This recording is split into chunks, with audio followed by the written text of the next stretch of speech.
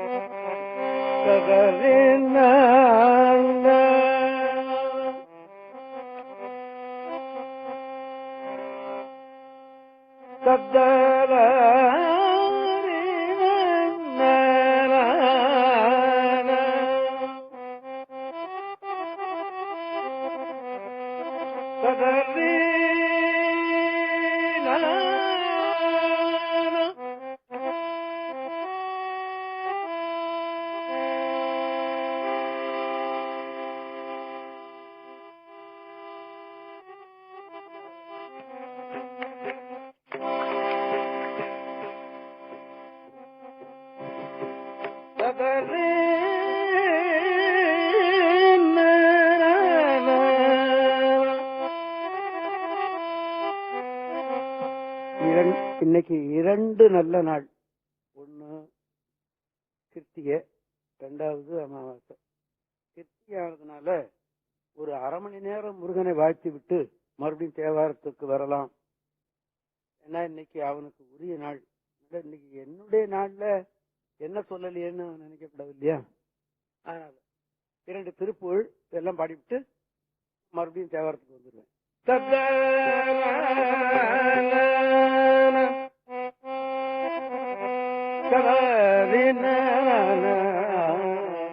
காலனிடத்து அணுகாதே, காலனிடத்து அணுகாதே, காதினியில் பிறவாதே, காலனிடத்து அணுகாதே, காதினியில் பிறவாதே, காலனிடத்து அணுகாதே, காதினியில் பிறவாதே, கீழகத்திய ஞான தேவமுனை தருவாயே, கீழகத்திய ஞான தேவமுனை தருவாயே, மாலையனே கரியோனே மாதவரை பிரியானே, மாலையனே கரியோனே மாதவரை பிரியானே, நானுமறை பொருளோனே நாககிரி பெருமானே, நானுமறை பொருளோனே நாககிரி பெருமானே.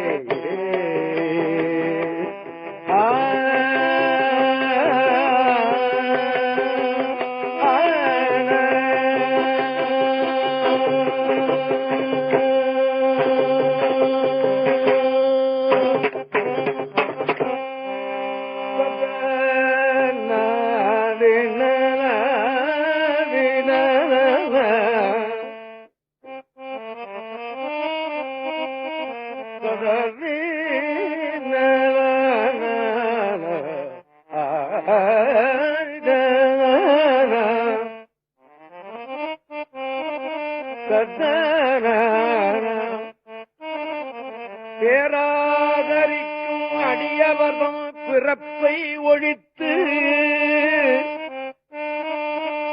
பெருவாழ்வும் பேரும் கொடுக்க வரும் பிள்ளை பெருமான் என்னும் பேராள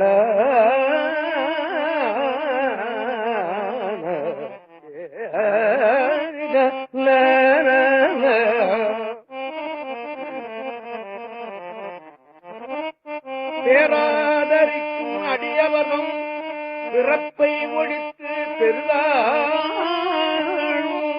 பேரும் கொடுக்க வரும் பிள்ளை பெருமான் என்னும் பேராள பேரானிருதர் குலகலக சேவற்குடியாய் திருச்செந்தூர் தேவா, திருச்செந்தூர் தேவா, திருச்செந்தூர் தேவா.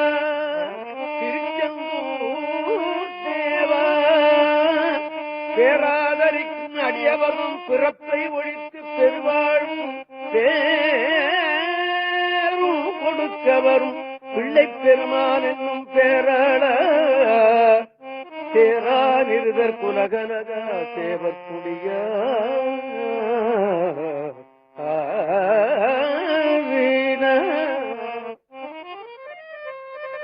சேவற்குடியாய் சேரா நிருதர் குலகலக சேவற்குடியாய் திருச்செந்தூர் தேவா தேவர் சிறை மீட்ட செல்வா என்று உன் திருமுகத்தை பார மகிழ்ந்து முறைத்தாயர் பரவி புகழ்ந்து விருப்புடன் அப்பாவா என்று உன்னை போற்ற அறிந்து மகிழ்ந்து வரவழைத்தாயார் வாராதிருக்க வழக்கு உண்டோ வடிவேல் முருகா வருகவே வாராதிருக்க வழக்கு உண்டோ வாராதிருக்க வழக்கு உண்டோ பரிந்து மகிழ்ந்து வரவழைத்தால் வாராதிருக்க வழக்கு உண்டோ வடிவேல் முருகா வருகவே வளரும் களப குறும்பை முலை வள்ளி கணவா வருக வருகவே தத்தரின தர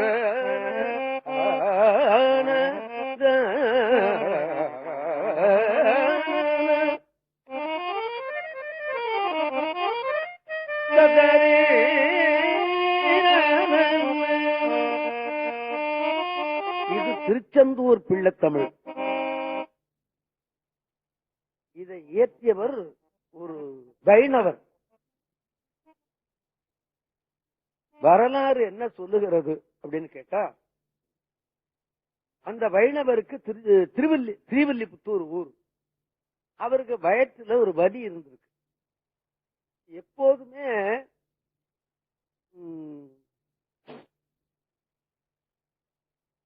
டாக்டர்கள்னால கைவிடப்பட்டவெல்லாம் தெய்வத்துக்கிட்ட தான் போவோம். நான் முன்னையே ஒரு தடவை நான் உங்களுக்கு சொல்லியிருக்கேன், நினைப்பு விட்டுருக்கேன். டாக்டர் குருசாமி முதலியார நான் ஒரு தடவை சந்திச்சேன். அவரு விடிய காலம் 4 மணிக்கு தான் இந்த கன்சல்டிங் பார்ப்பாரு, ஃப்ரீ. நான் போய் அவரை போய் பார்த்தேன். அவர் என்ன பண்ணுவார், அந்த வீட்டு வாசப்படில உட்கார்ந்து அந்த என்ன மருந்தோ அதை எழுதி அப்படி தூக்கி அடிச்சு விடுவார். எல்லாரும் எடுத்துக்கிட்டு போயிடுவாங்க. ஃப்ரீயாச்ச, அவ்வளவு பெரிய டாக்டர் அவர். நான் போய் பார்த்தேன். ஒரு மருந்து எழுதி போட்டார். அதை எடுத்து பார்த்தேன். அந்த மருந்து நான் சாப்பிட்டுருக்கேன். நின்றுகிட்டே இருந்தேன். பார்த்துட்டு ஏன் நிக்கிற அப்படின்னாரு. நான் மருந்து சாப்பிட்டுருக்கேன் அப்படின்னு. சின்ன பிள்ளையிலேயே அவ்வளவு தைரியமா சொன்னேன். நான் சொல்றது 50 வருஷத்துக்கு ஆச்சரியம் இல்லையா? மறுபடியும் ஒண்ணு எழுதி போட்டாரு. அதையும் சாப்பிட்டுருக்கேன்னு சொன்னேன். அப்படி நெல்லு அப்படின்னுட்டாரு. எல்லாரையும் பார்த்துட்டு அப்புறமா சொன்னாரு, இந்த 2 மாத்திரையிலுமே உனக்கு சரிப்படலன்னு சொன்னா உன்னை கடவுள் தான் காப்பாற்றணும்னு சொல்லிட்டாரு. நான் உடனே விழுந்து கும்பிட்டேன் அவரை. ஏன் விழுந்து கும்பிட்டேன் தெரியுமா? எல்லா டாக்டரும் வேற வேற வேற வேற வேற வேற எழுதி கொடுத்துக்கிட்டே போனான். உன்னை கடவுள் தான் காப்பாற்றணும்னு சொன்னான் பாருங்க, நீங்க தான் பெரிய டாக்டர். விழுந்து கும்பிட்டு வெளியே வந்துட்டேன். அதுல இருந்து ஏதோ இயற்கை வைத்தியம் அதை ஏதோ செய்துக்கிட்டு நான் காலத்தை தள்ளிக்கிட்டு இருக்கிறேன்னு வச்சுக்கோங்க, 50 வருஷமா. அந்த மாதிரி இந்த ஐயங்கார் என்ன பண்ணினார், வைத்தியம் எல்லாம் பார்த்துவிட்டு கடைசியில முருகனை வேண்டினார். முருகன் கனவுல வந்து சொன்னானா, அவருக்கு கவி எழுதக்கூடிய ஆற்றல் உடையவர். அதனால என் பேர்ல என்ன பிள்ளைத்தமிழ் பாண்டினா உனக்கு வயிற்று நோய் போயிடணும்னு சொல்லிட்டாரு. அவரு பகழி கூத்தர் அவருக்கு பேரு. அவர் எழுதுனதுதான் இந்த பிள்ளைத்தமிழ். மறுபடியும் ஒரு தடவை சொல்றேன். எதற்கு சொல்றேன், அந்த பாடல் இயற்றிய ஆசிரியர் எழுதின சந்தர்ப்பம் நமக்கு தெரிஞ்சிருந்ததுன்னா நல்லது. ஐயா நமக்கு வயற்று வலி வர வேண்டாம். ஒருவேளை வினையில் வயத்தால் வந்தால் நம்ம இந்த பாட்டை படிச்சா நமக்கு சரியா போடும். நாம பாட்டு புதுசா எழுத வேண்டாம் இல்லையா? ஆமா. இப்ப கூற்றாயினவாறு தேவாரத்தை நம்ம படிச்சோம்னா நம்ம வயத்துல ஏதாவது தொந்தரவு இருந்ததுன்னா சரியா போயிடும். நாம வேற ஒரு தேவாரம் நம்ம பாட வேண்டாமே. நம்ம முன்னோர்கள் சேர்த்து வச்சிருக்காங்களே அல்லவா? ஆமா. அந்த மாதிரி பேராதரிக்கும் அடியவர்தம் பிறப்பை ஒழித்து பெருவாழ்வும் பேரும் கொடுக்க வரும் பிள்ளை பெருமான் என்னும் பேராள தேராரிருதர் குலகலக தேவர் குடியாய் திருச்செந்தூர் தேவா தேவர் திரைமீட்ட செல்வா என்று உன் திருமுகத்தை பாராமகந்து முறைத்தாயர் பரவி புகழ்ந்து விருப்புடன் அப்பா வா என்று உன்னை போற்ற பரிந்து மகந்து வரவழைத்தால் வாராவிருக்க வழக்கு உண்டோ வடிவேல் முருகா வருகவே வளருங்களவ குறுப்பை முலை வள்ளி கணவா வருக வருகவே கதரே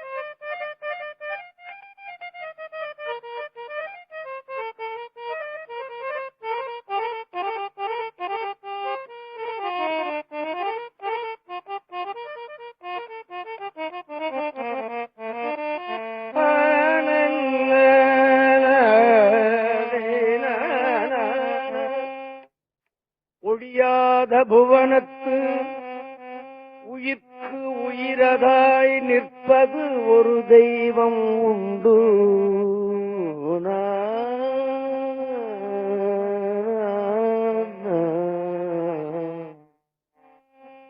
உயிர்க்கு உயிரதாய் நிற்பது ஒரு தெய்வம் உண்டு என எடுத்து உரையால் உணர்த்துவதை ஒழிய எவர் எவர்கட்கும் ஊன்கண் உளக்கண்ணதாம் விழியாக முன்னின்று கண்ணணி சுரந்து அவர்கள் வேண்டிய வரம் கொடுப்பார்.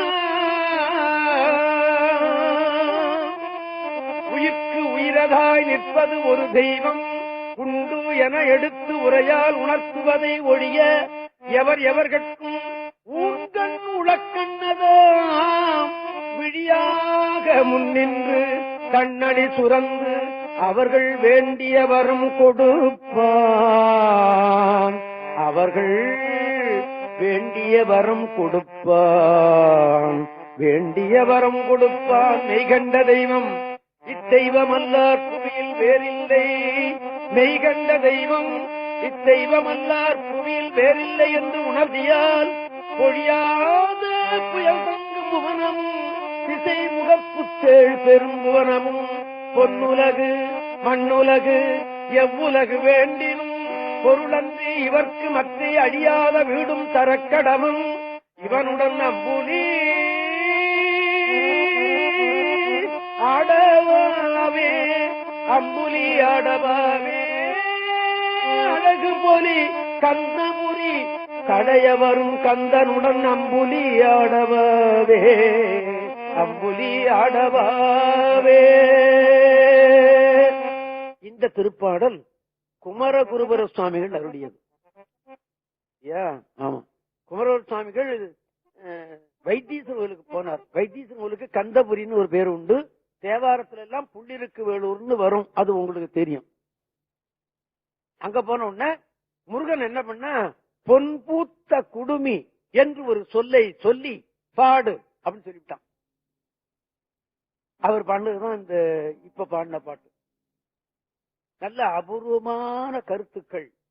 அந்த குமரகுரு சாமிகள், குமரகுரு சாமிகள் தான் தருமபுர மடத்து சிஷ்யன். இப்பவும் காசு திருப்பனந்தாள் மடம், திருப்பனந்தாள் மடம் தான் அங்க குமரகுரு சாமிகள் மடம். அந்த மடம் திருப்பனந்தாள் மடத்துக்கு சிஷ்யர் மடம். தருமபுர மடத்திலேருந்து இருக்கிற தம்பிரான் தான் திருப்பனந்தாள் மடத்துக்கு மடாதிபதியா போக முடியும். வேற ஒருத்தர் அவர்கள் சுதந்திரமா வைக்க முடியாது. ஆமா, இதுவரையிலும் அப்படி ஒரு நிகழ்ச்சி நடைபெறவில்லை. அப்புறம் குமரகுரு சுவாமிகள் என்ன எழுதுறார், 4வது சன்னிதானத்துக்கிட்ட ஒரு உபதேசம் கேட்டுக்கிட்டார். 4வது சன்னிதானம் மாசிலாமணி தேசிகர்னு பேரு. பெரிய அருளாளர். குமரகுருபரரை சிஷியனா பெற்றிருக்காருன்னா அவர் பெரிய அருளாளர் நம்ம சொல்ல தேவையே இல்லையே. ஆமா, அவருக்கு உபதேசம் பண்ணினவர் மாசிலாமணி தேசியர். அவர் நேர்ல மாசிலாமணி தேசியர் மாலைன்னு இன்னும் ஒண்ணு எழுதியிருக்கிறார் குமரகுருபரர். என்ன சொல்றார்? எனக்கு பிறப்பே வேண்டாம், பிறப்பு இருக்குமே ஆனால் இந்த தர்மபுரம் மடத்துல சாப்பிட்டு இந்த அடியார்கள் வெளியில தூக்கி போடுறான் பாருங்க இலை, எச்சி இலை, அந்த எச்சி இலையை நக்கக்கூடிய நாய்ப்பிறவி எனக்கு கொடுன்னு கேட்கிறார்.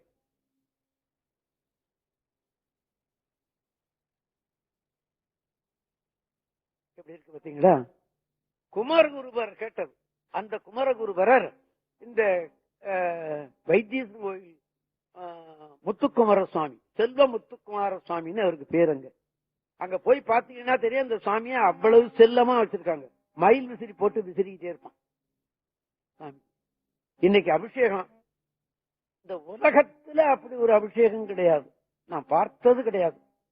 ஆமா, எப்பாவது உங்களுக்கு வாய்ப்பு இருக்குமே ஆனால் கிருத்திகையில அந்த அபிஷேகம் போய் பார்த்து விடுங்கள். அவரு பாடின பாடுதான் இது. ஒழியாத புவனத்து உயிர்க்கு உயிரதாய் நிற்பது ஒரு தெய்வம் உண்டு என எடுத்து உரையால் உணர்த்துவதை ஒழிய எவர் எவர்கட்கும் உங்கள் உளக்கண்ணதாம் விடியாக முன்னின்று தன்னடி துறந்து அவர்கள் வேண்டிய வரம் கொடுப்பான், அவர்கள் வேண்டிய வரம் கொடுப்பான். மெய்கண்ட தெய்வம் இத்தெய்வமல்லார் புவியில் வேறில்லை என்று உணர்த்தியால் பொழியாத புயல் தங்கு புவனம், பொழியாத புயல் தங்கு புவனம் அழியாத வீடும் தரக்கடவன். திருமால் உலகம் வேணுமா அதையும் கொடுப்பான், பிரம்மலோகம் வேணுமா அதையும் கொடுப்பான், அழியாத வீடுன்னு சொல்லுகிற மோட்ச சாம்ராஜ்யம் வேணுமா அதையும் அவன் கொடுப்பான் அப்படின்னு எழுதி வைக்கிறார் சுவாமி. அழியாத வீடும் தரக்கடவன் இவனுடன் அம்புலியாடவே அழகு பொலி கந்தபுரி தழைய வரும் கந்தனுடன் நம்புலியாடவே. ஸ்ரீ முருகா ஜெய முருகா ஜெய ஜெய முருகா ஸ்ரீ முருகா, ஸ்ரீ முருகா ஜெய முருகா ஜெய ஜெய முருகா ஸ்ரீ முருகா, ஸ்ரீ முருகா ஜெய முருகா ஜெய ஜெய முருகா ஸ்ரீ முருகா, ஸ்ரீ முருகா ஜெய முருகா. வாழ்வுதலில் மேன்மை பெற வழியை காட்டும் வடிவேலா. வாழ்வுதலில் இந்த தர்மபுரம் மடத்துல இப்ப இருக்கிற பண்டாரசந்திக்கு மிஞ்சி ஒருத்தர் இருந்தார், அவருக்கு பேர் கைலை குருமணின்னு பேரு. அவர் கைலாயமலுக்கு போயிட்டு வந்தவர். அவர் என்ன பண்ணினாரு, நான் அப்ப மடத்துல பணியாளனாக இருந்தேன். அப்போ பணம் வாங்கிட்டு பணியாளனா இருந்தேன், இப்ப பணம் வாங்கிக்காம பணியாளனா இருக்கேன் இல்லையா? ஆமா, தர்மபுரம் வளர்த்தது எங்களை எல்லாம், என்னை. அவர் சொன்னாரு, ஜனங்கள்லாம் கிட்டத்தட்ட ஒரு 1000 ஜனங்களுக்கு மேல உட்கார்ந்து இருப்பாங்க. அவங்க எல்லாம் அப்படியே சும்மா உட்கார்ந்து இருக்காங்கடா, நீ இந்த மாதிரி எளிய முறையில நாமாவளி மாதிரி எழுதிக்கிட்டு வா, அதை பாடி காட்டு, ஜனங்கள்லாம் கொஞ்சம் பிரியமா கேட்பாங்கன்னு நினைக்கிறேன் அப்படின்னாரு.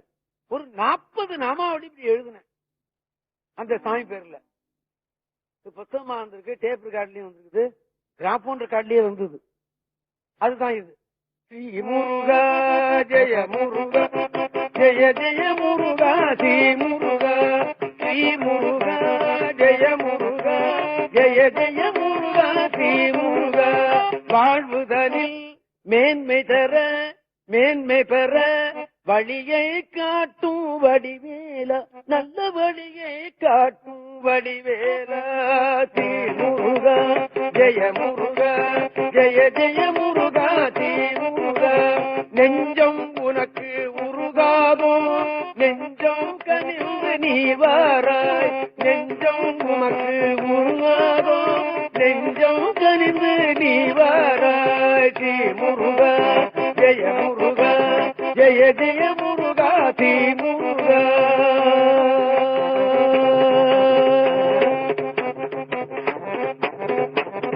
அந்த சன்னிதானத்துல இந்த ஜனங்கள்லாம் அந்த சுவாமிக்கு, இந்த செல்ல முத்துக்குமார சுவாமிக்கு முத்தையான்னு ஒரு செல்ல பேர் உண்டு. முத்தையான்னு அது செல்ல பேர் இந்த சுவாமிக்கு. எல்லாரும் முத்தையா முத்தையான்னு சொல்லுவாங்க.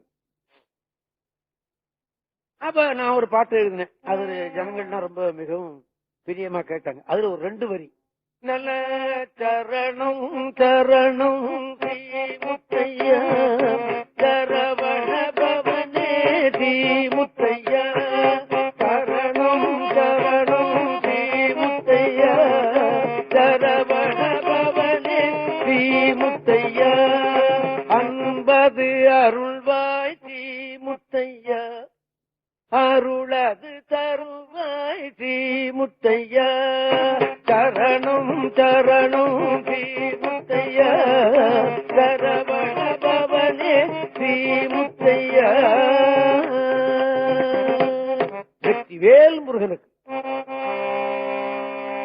என்று சொல்லிவிட்டு நாம இப்ப முதல் திருமுறையில இருக்கிற திருப்பதிகங்கள்ல என்னுடைய அறிவை கவர்ந்த சில பதியங்களை நான் உங்களுக்கு பாடி காட்டிக் கொண்டிருக்கிறேன். அதுல இப்ப இன்னைக்கு நான் உங்களுக்கு நினைவூட்டுற திருப்பதியம் திருநள்ளாற்று திருப்பதியம் போகமாத்த பூன்முலையாள் என்று தொடங்கும் திருப்பதியம். அந்த ஊர்ல இருக்கிற அம்பிகையின் பெயர், சுவாமியின் பெயர் தர்பாரண்யேஸ்வரர். அங்க ஒவ்வொரு ஊர்லயும் தலவிருட்சம்னு ஒண்ணு உண்டு. பனை மரம் சில ஊர்ல தலவிருட்சமா இருக்கும். அது பனையூர்னு அப்படி பேரு. பனையூருங்கிற பேர்ல பல ஊர் இருக்கிறது. தஞ்சாவூர் ஜில்லாவில் ஒண்ணு இருக்கு, நடுநாட்டுல ஒண்ணு இருக்கு, இங்க காஞ்சிபுரத்து பக்கத்துல ஒண்ணு இருக்கு. இதெல்லாம் பனையூர்னு பேரு. ஆலங்காடு அது உங்களுக்கு தெரியும். ஆலங்காடு தான் அந்த ஆலமரத்தை தலவிருட்சமா கொண்டது. அந்த மாதிரி திருநள்ளாத்துல இருக்கிற சாமிக்கு என்ன தலவிருட்சம் கேட்டா தர்பை. தர்பை தான் அங்க தலவிருட்சம். அதனாலதான் சுவாமி தர்பாரண்யேஸ்வரர் பேரு. அம்பாளுக்கு பேரு போகமார்த்த பூன்முலை அம்மை. அப்படின்னா என்ன அர்த்தம்?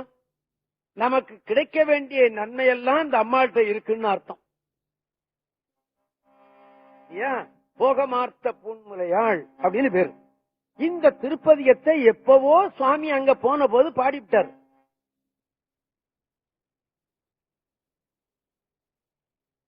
அந்த பதியத்தை நான் இப்ப சொல்றேன்.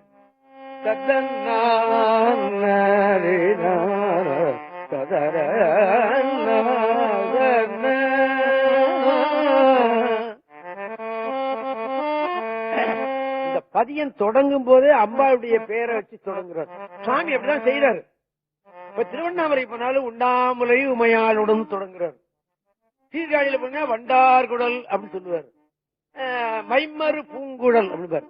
பெரும்பகுதி ஞானசம்பந்தருடைய தேவாரத்துல பாத்தீங்கன்னா அம்பிகையினுடைய பேரை முதல்ல கொண்டு வரும். என்ன காரணம் அப்படின்னு கேட்டா, இந்த அம்மாட்டு தானே பால் குடிச்சாரு இல்லையா? அந்த நினைவு அவருக்கு போகல, போகக்கூடாது, நமக்கும் கூட போகக்கூடாது இல்லையா?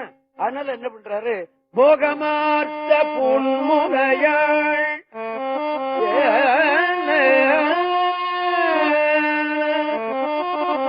போகமார்த்த பொன்முலையாள் தன்னோடும் பொன்னகலம் பாகமார்த்த பைங்கள் வெள்ளேற்று அண்ணல் பரவேற்றி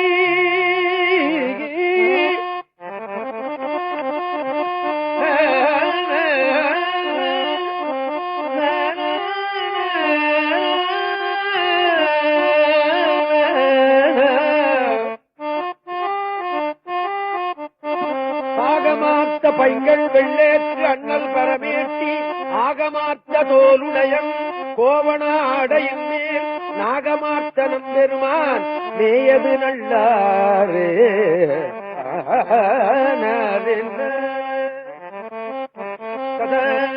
சதன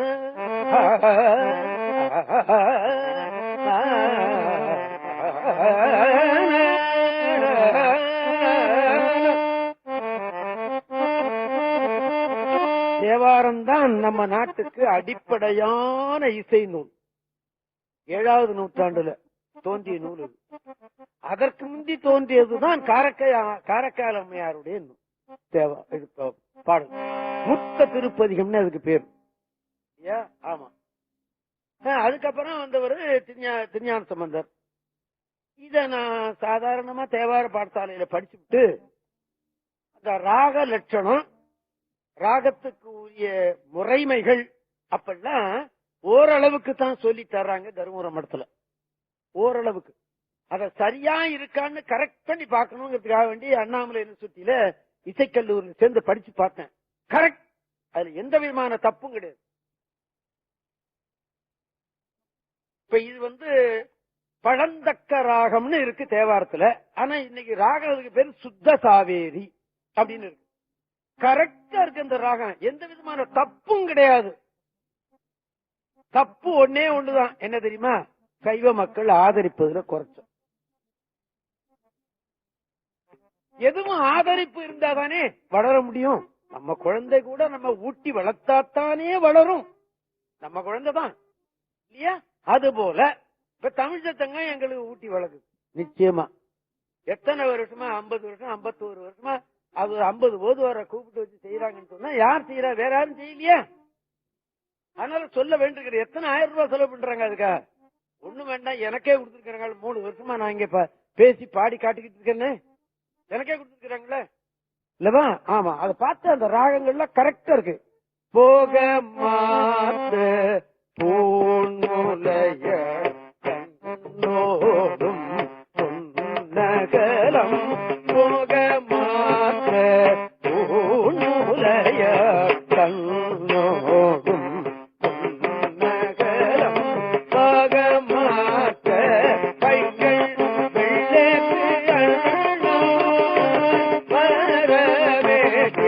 ஆக மாற்ற தோளுடைய ஆடையின் ஆக மாற்ற நம்பெருமா செய்யவி கண்டாரே, ஆக மாற்ற நம்பெருமா செய்யது கண்டாரே, ஆக மாற்ற நம்பெருமா செய்யது கண்டாரே, ஆக மாற்ற நம்பெருமா செய்யது கண்டாரே.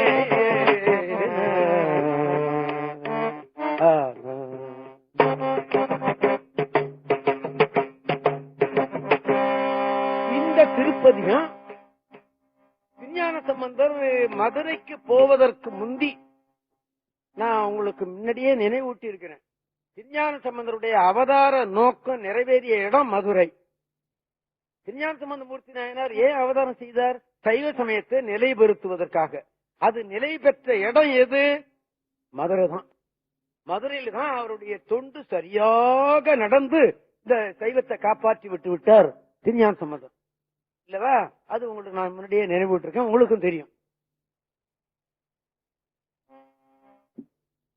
மதுரைக்கு போனார். முதல் வாதம் ஒண்ணு நடந்தது. கூன்பாண்டியனுக்கு ஜுர நோய் வந்தது. அந்த ஜுர நோயை அவர்கள் இந்த சமணர்கள் தீர்த்து பார்த்தார்கள், தீரவில்லை. அப்படிங்கன்னா திருஞான சம்பந்தரை அழைத்து மந்திரமாவது நேரு தட சொன்னார்கள். மேனி பூரா தடவி விட்டார். அதுவரையிலும் விபூதியே பூசாமல் இருந்தவன் கூன்பாண்டியன் உடம்பு பூரா விபூதியை பூசின அவனுக்கு இந்த நோய் போய்விட்டது என்று ஒண்ணு. ஒரு வாதத்துல அவர் ஜெயிச்சு விட்டார். யாரு? திருஞான சம்பந்தர். அப்புறம் என்ன பண்ணினா, இதுல எல்லாம் சும்மா ஏமாத்து வேலை. 3 வாதம் அப்படி நீ பண்ணி ஜெயிச்சினா தான் நாங்க ஒத்துக்குவோன்னுட்டான். யாரு? சமணர்கள். 2வது ஒரு வாதம் வைத்தார்கள். என்ன அதனுடைய அந்த வாதத்துல என்ன செய்யணும்னு சொன்னாங்க கேட்டா, நெருப்பை வளர்த்து இந்த மதத்துக்கு உண்டான வேதத்தை எழுதி அந்த நெருப்புல போடுறது. ஓலைச்சுவடி அது எரியாமல் இருக்கணும். நீ எழுதி போடு, நானும் எழுதி போடுறேன், எது எரியாமல் இருக்கு பார்க்கலாம் அப்படின்ட்டாங்க. இப்ப அந்த போகம் சரி இருக்கட்டும். அப்ப என்ன பண்ணினா, அந்த சமணர்கள் அவன் வேதத்தை எழுதி போட்டான் நெருப்புல. இவ்வளவும் மன்னனுக்கு எதுக்க நடக்குதுங்க இல்லையா? ஆமா, மன்னனுக்கு எதுக்க நடக்கிறதுனால இது தப்பு வருவதற்கு வாய்ப்பே கிடையாது. மன்னன் இது நடக்கட்டும் சொல்லிவிட்டு வேற எங்கேயாவது உட்கார்ந்து இருந்தான்னு சொன்னா, இந்த மன்னனுக்கெல்லாம் கச்சவின்னு ஒரு பேர் உண்டு. கச்சவின்னா பாம்புன்னு அர்த்தம். பாம்புக்கு கண்ணும் செவியும் ஒண்ணு, அதனாலதான் கச்சவின்னு பேரு. அரசனும் அப்படித்தான். அவன் காதால கேட்டதையே சரின்னு வச்சுக்குவான். அதுல தப்பா கூட வர முடியும் இல்லையா? அரசனுக்கும் கட்செவின்னு பேரு. ஏன்? காதுதான் அவனுக்கு கண்ணு. அதனால தப்பு வருவதற்கு வாய்ப்பு உண்டு. இப்ப அரசன் நேர இருந்து பார்க்கிறான். ஐ விட்னஸுக்கு வேற ஒருத்தன் தேவையில்லை இல்லையா? ஐ விட்னஸ் இல்லைன்னு சொல்லித்தானே 7 பேரை கொண்டவனை விட்டான் இல்லையா? ஆமா, 7 பேரை கொண்டு விட்டான். ஐ விட்னஸ் இல்லைன்னு விட்டுட்டானே. இப்ப ஐ விட்னஸுக்கு வேற ஒருத்தனை தேவையில்லை. அரசனே நேர இருந்து பார்க்கிறான். சம்பந்தர் என்ன பண்ணினார்? அவன் எழுதி போட்டானா? சம்பந்தர் என்ன பண்ணினார்? அப்ப இவருடைய வேதம் எது? தமிழ் வேதம், தேவாரம். என்ன பண்ணினார்? திருஞான சம்பந்தர் கூடவே ஒருத்தர் சம்பந்த சரணாலயர்னு ஒருத்தர் இருந்தார். அவர் இந்த ஷார்ட் அண்ட் எழுதுறதுல ரொம்ப கெட்டிக்காரா இருந்திருக்காரு. அப்பவே இப்ப இல்ல இந்த ஷார்ட் அண்ட் இருக்கிறான் இல்லீங்களா? என்ன ஒரு கிரிக்கிட்டே போறான், அப்புறம் கரெக்டா எழுதிடுறான். திருஞான சம்பந்தர் பாடினதை பூரா ஏட்டுச்சொடியில எழுதுனது இந்த சம்பந்த சரணாலயர் தான். அந்த ஏடு வச்சிருந்தாரு இந்த சம்பந்த சரணாலயர். அதை வாங்கி இங்க கொண்டு வா அப்படின்னு அதை வாங்கி என்ன பண்ணினார்? இந்த கயறு சாத்தி பாக்குறதுங்கிறது ஒரு வழக்கம் சைவத்துல இருந்தது. இப்ப அது ரிட்டையர்ட் ஆயிடுச்சு. சைவர்கள் தேவாரத்தை பூசை பண்ணுவார்கள். அவர்கள் குடும்பத்திலேயோ அவர்களுக்கோ ஏதேனும் ஒரு கஷ்டமோ நல்லதோ எதா இருந்தாலும் சரி என்ன பண்ணுவாங்க? பூசை பண்ணிவிட்டு அந்த புத்தகத்தை இப்படி எடுத்து வச்சு கண்ணை மூடிக்கிட்டு, ஏன் கண்ணை மூடணும் அப்படின்னு கேட்டா, கண்ணை மூடினா தான் எந்த இடத்துல இந்த கயறு சாத்திரம்னு தெரியாது. அதனால கண்ணை மூடிட்டு இந்த கயரை எடுத்து அப்படி போடுவாங்க. போட்டு அப்புறமா பிரிச்சு பார்த்தா அதுல வந்து இந்த பக்கம் 10 பாட்டு, இந்த பக்கம் 10 பாட்டு இருக்குமே, எந்த பாட்டை எடுத்துக்கிறது நம்ம அப்படின்னு கேட்டா, நமக்கு இடது பக்கம் இருக்கிற கீழே இருக்கிற பாட்டு தான் நமக்கு உரியதாக எடுத்துக்கொள்ள வேண்டும் என்பது மரபு. ஆச்சா, திருஞான சம்பந்தர் எடுத்து அப்படி போட்டு கயிறு போட்டு எடுத்து பார்த்தார். இந்த போக மார்த்த பொன்முலையாளுங்கிற திருப்பதியும் வந்தது. உடனே வேற ஒரு ஏட்ல அதை எழுதி அந்த நெருப்புல போட்டுட்டார். பச்சையாக இருந்தது என்று சேக்கிழார் பெருமான் எழுதியிருக்கிறார். அதனால்தான் இப்பவும் இந்த போகமார்த்த பொன்முலையாள் என்ற திருப்பதிகத்துக்கு பச்சை திருப்பதிகம் என்று பெயர்.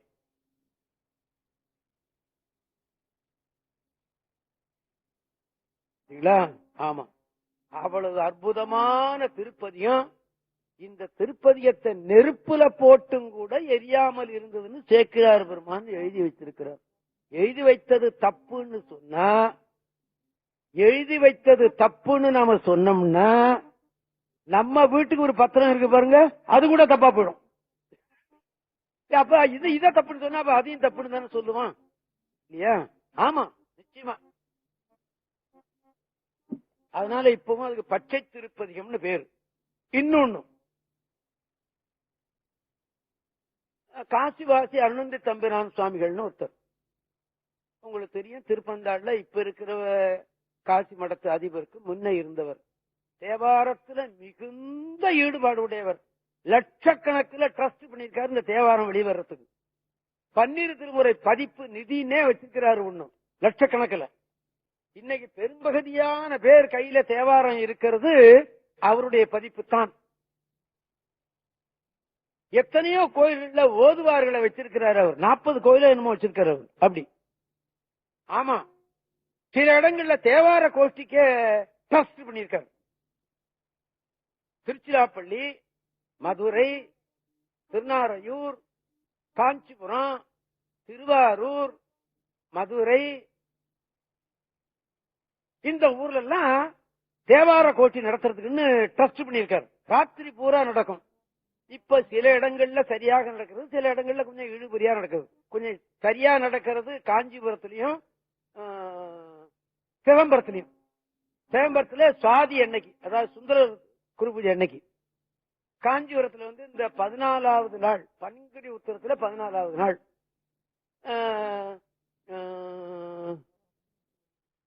மதுரையில சிவராத்திரி அன்னைக்கு, திருச்சியில வந்து ஆவணி மூலத்தில் அன்னைக்கு, திருநாரையூர்ல வந்து வைகாசி மாசம் புனர்பூச நட்சத்திரம் நம்பியாண்டார் நம்பியினுடைய நட்சத்திரம் அன்னைக்கு இப்படி வச்சிருக்காரு. எத்தனையோ பேரை ஓதுவாராக ஆக்கினவர். அதுல நான் ஒருத்தன். நான் வேலை பார்த்துக்கிட்டு வந்தானே, வேலையை ரிசைன் பண்ணு நீ தேவாரம் படின்னு என்ன திருப்பி விட்டவர் 1942 அவர் தான் என்ன. அவர் திருப்பி விடலன்னா நான் தேவாரத்துக்கு வந்திருக்க மாட்டேன். ஆமா, எத்தனையோ பேர் அப்படி. அவர் என்ன பண்ணினார், காசியிலிருந்து ஒரு செக் அனுப்பிச்சார். யாருக்கு? சிதம்பரம் தீட்சிதர்களுக்கு. அதுல வந்து அப்ப வந்து 1000 ரூபாய்க்கு என்னமா, நான் சொல்றது இப்ப ஒரு 50 வருஷத்துக்கு மிந்தி அல்லவா, அப்ப 1000 ரூபாய் இன்னைக்கு 10,000 ரூபாய் சமானம் வச்ச 1000 ரூபாய்க்கு ஒரு செக் அனுப்பிச்சார், ரிஜிஸ்டர்ட் போஸ்ட். அந்த செக்ல என்ன இருந்தது, பொது தீட்சிதர்களுக்கு இந்த 1000 ரூபாயை பெற்றுக்கொள்ள வேண்டியது, மைக்கு செட்டு வாங்கி ஸ்பீக்கரை மேல கோபுரத்துல கட்டி தினந்தோறும் தேவார ஓதுவார அங்க போட்டு ஓதுவாரே அதை பாட சொல்லி அதை ஒலிபரப்ப சொல்லி இந்த 1000 ரூபாய் அவர் அனுப்பிச்சிருந்தார். இது போஸ்ட்ல வந்தது. வந்ததுல அந்த ஏரோப்ளான் கீழே விழுந்து எரிஞ்சுது. அப்பவே இப்ப ஏரோப்ளான்னா கீழே விழுந்து எரியறதுன்னு ஆகி போச்சு. இப்ப கூட 2 நாளைக்கு முந்தி கூட 2 பிளேன் விழுந்து போச்சு. ஏன் நம்ம ஏரோப்ளான்ல போக போறது இல்ல, நமக்கு வேண்டாம் சொல்றேன். அந்த விழுந்து எரிஞ்சதுல இவர் அனுப்பிச்ச செக்கும் எரிஞ்சு போச்சு. ஆனா அந்த செக் என்னன்னு கேட்டீங்கன்னா, அந்த அருணந்தி தம்பிரான்னு போட்டிருந்தாரு, அவர் ரெட்ல தான் கையெழுத்து போடுவார், ரெட் பேனால தான் கையெழுத்து போடுவார். அப்படி அவர் ரிஜிஸ்டர் பண்ணிருக்காரு. அந்த அருணந்தி தம்பிரான்னு மாத்திரம் அந்த செக் இருக்கு, அது மாத்திரம் தான் எரியாம இருக்கு, பாக்கி எல்லாம் எரிஞ்சு போச்சு. ஆனா பணம் கொடுக்க மாட்டான் பேங்க்ல. முத்து சார் கொடுக்க மாட்டான். அது பேங்க்ல மேனேஜரா இருந்தவர் முத்து. ஆமா, அவர் திருச்சிராப்பள்ளியில பேங்க்ல மேனேஜரா இருக்கிறதுல இருந்து எனக்கு அவரை தெரியும். அவர் ஊருக்கே நான் போனேன், கொத்தமங்கலம். அவங்க ஐயாவுக்கு சத்தியத்தை புத்தி தானே வந்தேன், ஐயாவுக்கு சத்தியத்தை புத்தி தான் வந்தேன். அவர் அங்கேயே போய் ஐயாவுக்கு தான் தொண்டு பண்ணிட்டு தான் நினைக்கிறாரு, ஆட்சி தான் ஒத்துக்கல. சரி பரவாயில்ல, எப்படியோ ஒண்ணு. கொத்தமங்கலம் ஊரு என்ன பண்ணாங்க, இந்த அருணந்தி தம்பிரான்னு இருந்தது, பாக்கி பணங்கணம் போக்குவரத்து எல்லாம் எரிஞ்சு போச்சு. சரி சொல்லி போஸ்ட் ஆபீஸ்ல என்ன பண்ணினா, இந்த செக்கை எடுத்து வேற ஒரு கவர்ல வச்சு இதை காட்சி மடத்து அருணந்தி தம்பிராங்கிறது அவங்களுக்கு தெரிஞ்சு போச்சு. உடனே இது அவங்க அனுப்பிச்சிட்டாங்க. அப்பெல்லாம் டெத்துன்னு ஒண்ணு இருக்கும் போல் இருக்கு இந்த போஸ்ட் ஆபீஸ்ல. அதுல போய் அவன் செக் பண்ணி யாராருதான் இருக்குன்னு சொல்லிட்டு அந்த லெட்டர் அவங்களுக்கு நேரடியா அனுப்பிச்சு விடுவான். அப்ப சரியா இருந்தாலுமே சரியா வர்றது இல்ல, அது ஒரு பக்கம், அப்புறம் பாத்துக்குவோம். ஆமா, அந்த செக் அவர்கிட்ட போச்சு. அருணத்தம்பரான் பார்த்தாரு, இடே தேவாரம் எரியாதது, நெருப்புல போட்டு எரியாதது, அதுக்கு நான் பணம் அனுப்பிச்சேன், என் செக்கு எரியலடா அப்படின்னு. பாதிதானே எரிஞ்சது, முழுமையும் எரியலையே இல்லையா அப்படின்னு சொன்னார் அவர். அப்புறம் மறுபடியும் வேற ஒரு செக் போட்டு அதுக்கு இப்பவும் அந்த ஸ்பீக்கரை வச்சு பாடிட்டு இருக்கிறாங்க. அவங்களும் வச்சு பாடிட்டு இருக்கிறாங்க. அங்க ஒரு தீட்சிதர் ஒருத்தர் கோயில் திறந்திருக்கிற வேலையெல்லாம் தேவாரம் ஒலிக்க முடியா பண்றாரு ஒரு தீட்சிதர் ஒருத்தர். அதுக்கு எல்லாருமே பணம் கொடுத்து உதவி பண்றாங்க. நான் கூட போகும்போதெல்லாம் நான் பாடின கேசட்ல 2 ஒண்ணு அவர்கிட்ட கொடுத்துட்டு வருவேன், போடுங்க ஐயா அப்படின்னு. எதற்கு சொல்றேன், அப்படி ஒரு அற்புதமான திருப்பதிகம் இந்த போகமார்த்த பொன்முலையான் அப்படின்னு வருகிற திருப்பதி. இது முதல் திருமுறையிலே இருக்கிறது என்று உங்களுக்கு நான் நினைவூட்டுறேன். இத நாம படிச்சோம்னு சொன்னா நாமளும் பசுமையாக இருக்க முடியும். அவ்வளவுதான். நமக்கு வர்ற லாபத்தை தானே நாம எதிர்பார்க்க முடியும் இல்லையா என்பதை நினைவூட்டி விட்டு, அடுத்தபடி இந்த திருவோத்தூர்னு ஒரு பாருங்க, செய்யாருன்னு சொல்லிட்டு இந்த பஸ்ல எல்லாம் போடுவோம். திருவோத்தூர்னு சொன்னா ஆண்டவன் வேதத்தை சொன்ன இடம்னு அர்த்தம். ஓத்துன்னா சொன்னான்னு அர்த்தம் இல்லையா, வேதத்தை சொன்ன இடம். அந்த ஊர்ல திருப்பதிகம், அதை நான் இப்ப பாடி காட்டுறேன்.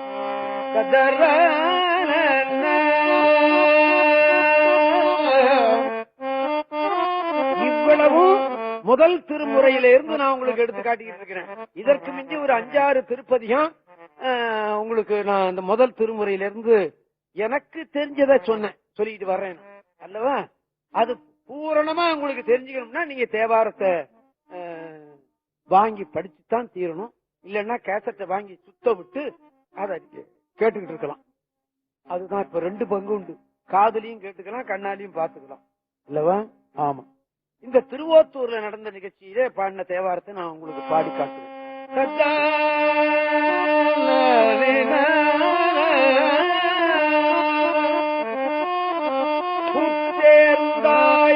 கொண்டு நின் பொன்னடி எத்தாதார் இல்லை,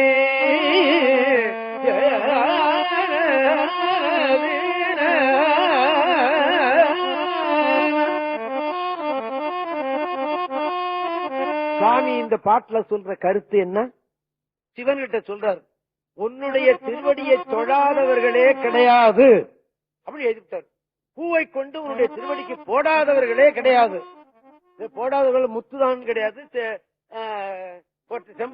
பொற்றாளம் கிடையாது, ஒருத்தரையும் குறிப்பிட்டு சொல்லு. எல்லாருமே பூசை தான் பண்றாங்கன்ட்டு.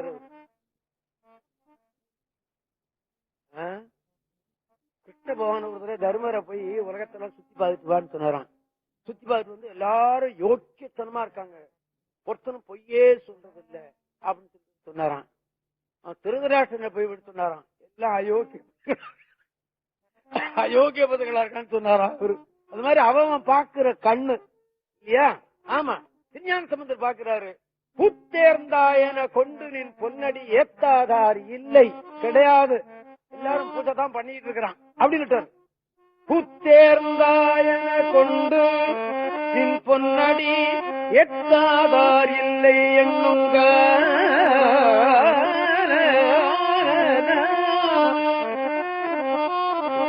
ஒத்தூர்மேய ஒளிமழுவு அங்கை கூத்தி உம்ம குணங்களே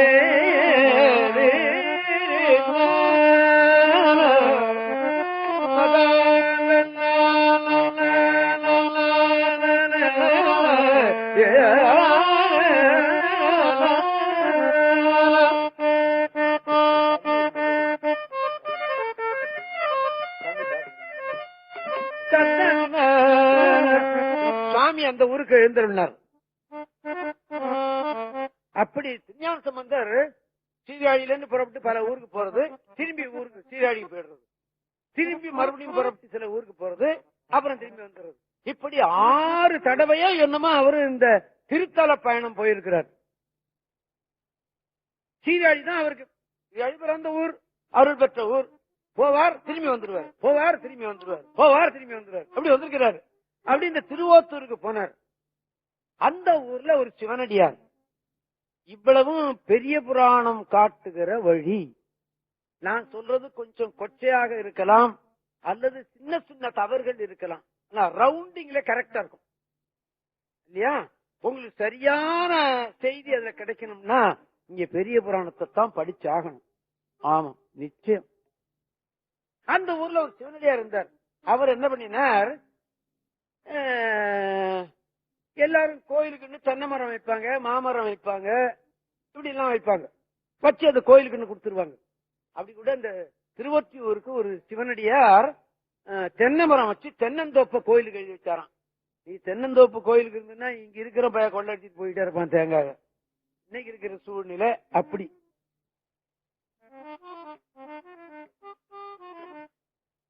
இவர் என்ன பண்ணாரு, பனைமரம் வச்சார். அப்பெல்லாம் இந்த தொண்டை நாட்டுல பனைமரம் தான் ஜாஸ்தியா இருக்கும், தென்னை மரம் குறைச்சலா இருக்கும். இப்ப பாத்தீங்கன்னா தென்னை மரம் நிறைய இருக்கு. இப்போ இந்த விவசாய துறைன்னு வந்து எந்த ஊர்லயும் எதையும் பயிரிட முடியும் அப்படின்னு ஒரு நிலையை உண்டாக்கி விட்டாங்க. அது ரொம்ப நல்லா இருக்கு. ரேடியோல கூட சொல்றான் பாருங்க, இன்னந்த மாதிரி செய்தினா தேங்காய் நல்லா காய்க்கும், கடலை கொட்டை நல்லா வரும் அப்படின்னு சொல்லி காட்டுறாங்க. வேர்க்கடலை இவ்வளவு நீட்டு இருக்கா, அன்னைக்கு பொற்றாளம் கொண்டு கொடுத்தாரு, இவ்வளவு நீட்டு இருக்கு. எல்லாம் காரணம் இந்த விவசாயத்துறை அப்படி உழைக்குதுன்னு அர்த்தம். இவர் என்ன பண்ணிடுறாரு, பனைமரம் வச்சார். இந்த பனைமரம் இந்த பனங்காய் காய்க்குது பாருங்க, அது பெண் பனை தான் காய்க்கும் போல இருக்கு. எனக்கு தெரியாது, ஆண் பனை காய்க்காது. இந்த அடியார் வச்சது கோயிலுக்குன்னு வச்சாரா, அது எல்லாமே அந்த அப்பன்னா அந்த பனம்பழம் கூட சாமிக்கு நிவர்த்தியம் பண்ணுவாங்க போல இருக்கு அப்படின்னு நான் நினைக்கிறேன். தப்பு இருந்தாலும் இருக்கலாம். இவர் வச்ச பனைமரம் அத்தனையும் ஆண்பனை, ஒண்ணு கூட பெண் இல்ல. அந்த ஊர்ல இருக்கிற சமணம் எல்லாம் என்ன பண்ணினா, யோ சிவனடியார 10 நீ வச்ச மரம் எல்லாம் ஒண்ணும் காய் காய்க்காது, எல்லாம் ஆண்மனை. தேவாரம் பாடுறேன், எனக்கு நிகழ்ச்சியே இல்லாம நான் குந்தத்தூர்லயே உட்கார்ந்து இருக்கிறேன்னு வச்சுக்கோங்க. 30 வருஷமா எனக்கு வாய்ச்சிக்கிட்டு இருக்கிற சிட்டி பாபு என்கிட்ட அவர் முதல்ல இவர் வந்து 30 வருஷமா என்கிட்ட வாய்ச்சிக்கிட்டு இருக்காரு. 30 வருஷமா என் கேசட் பூரா அவர் வாய்ச்சிருக்காரு. எனக்கு கச்சேரி ஓடலன்னா என்ன தெரியுமா சொல்லுவாரு, தர்மபுரம் தானே டவுன் க்ளோஸ். இப்ப ஒண்ணும் கச்சேரியே கிடையாது. முதல்ல சிரிக்கிறவர் இவர் தான். ஆமா நிச்சயமா. ஆமா அந்த மாதிரி அவன் ஏளனமா சிரிக்கிறான். யோ சிவனடியார நீ வச்ச மரம் பூரா எல்லாம் ஆண்மர, ஒண்ணும் காய் காய்க்காது போயான்ட்டான். இவருக்கு ரொம்ப வெக்கக்கேடா போச்சு. திருஞான சம்பந்தர் அந்த ஊருக்கு வந்தார். சுவாமி நான் சுவாமிக்கு பனம் கொடுக்கலாம், பனம்பழம் கொடுக்கலாம்னு நினைச்சுக்கிட்டு பனைமரம் வச்சேன், எல்லாம் ஆண்மரமா போச்சு. ஆண்மரமா போனது மாத்திரம் இல்ல சாமி, இந்த மாற்றான்கள்லாம் எண்ணி சிரிக்கிறான், வெக்கக்கேடா இருக்கு எனக்கு அப்படின்னு சொன்னார். அப்படியா, நமக்கு வேண்டாதவன் பார்த்து சிரிக்கிறான்னு சொன்னா அதை விடுறது தப்பு அப்படின்னு சொல்லிவிட்டு நேர சாமி கிட்ட போய் இந்த தேவாரத்தை பாடினார். எதை கூத்தேர்ந்தாயன கொண்டு நின் பொன்னடி எத்தாதார் இல்லை எண்ணுங்கால் ஒத்தூர் மேய ஒளிவாள் அங்கை குத்தீர் உண்ம குணங்களே அப்படின்னு ஒரு 10 பாட்டு பாடினாரு. இந்த ஆண்பனை பூரா காய் காய்ச்சி விட்டது. ஆண்பனை பூரா பெண்பனையா போச்சுன்னு சொல்றாங்க. அதுல இப்ப ஒரு நல்ல ஆராய்ச்சி ஒண்ணு வந்திருக்கு. இல்ல, இந்த ஆண் மரமே காய் காய்ச்சி விடுது. அத சுவாமி என்ன பண்றாரு, குறும்பை ஆண்பனை ஈன்குலை ஓத்து அப்படின்னே கடைசி பாட்டுல வருது. இந்த பதியத்தை பாடின உடனே அந்த ஆண்பனை பூரா கொலை தள்ளி விட்டது அப்படின்னு முடிவு பண்ணிட்டாங்க. ஆண்பனை பெண்பனை ஆக்கினார்னா இதுவரைக்கும் சொல்லிட்டு இருந்தாங்க. அதே மாதிரி திருஞான சம்பந்தருடைய தேவாரத்துல முதல் தேவாரம் தோடு செவியன், 2வது தேவாரம் மடையில் வாழை அப்படின்னு தான் இதுவரைக்கும் சொல்லிட்டு இருந்தாங்க. நான் சொல்றத கொஞ்சம் கவனமா கேக்குறீங்களா? ஆமா, இப்ப பெரிய புராணத்தை நல்லா ஆராய்ச்சி பண்ணி என்ன எழுதியிருக்கிறாங்கன்னு கேட்டீங்கன்னா, நரவம் அப்படின்னு சொல்லிட்டு ஒரு பதியம் இருக்கு. அது உமையோடு இருந்தானேன்னு வருகிறது அந்த திருப்பதியம். அதுதான் 2வதா பாடி இருக்க. முத்து சார் அந்த ஆராய்ச்சி நீங்க படிச்சு பாத்தீங்களா? உங்க காதுக்கு வந்ததா இல்லையா? ஒருத்தர் சொல்லலையா? சரி, அதுக்கு அடுத்த திருப்பதியம் எம்பிரான் எனக்கு அமுதம் ஆவானும் அப்படின்னு ஒரு திருப்பதியம்.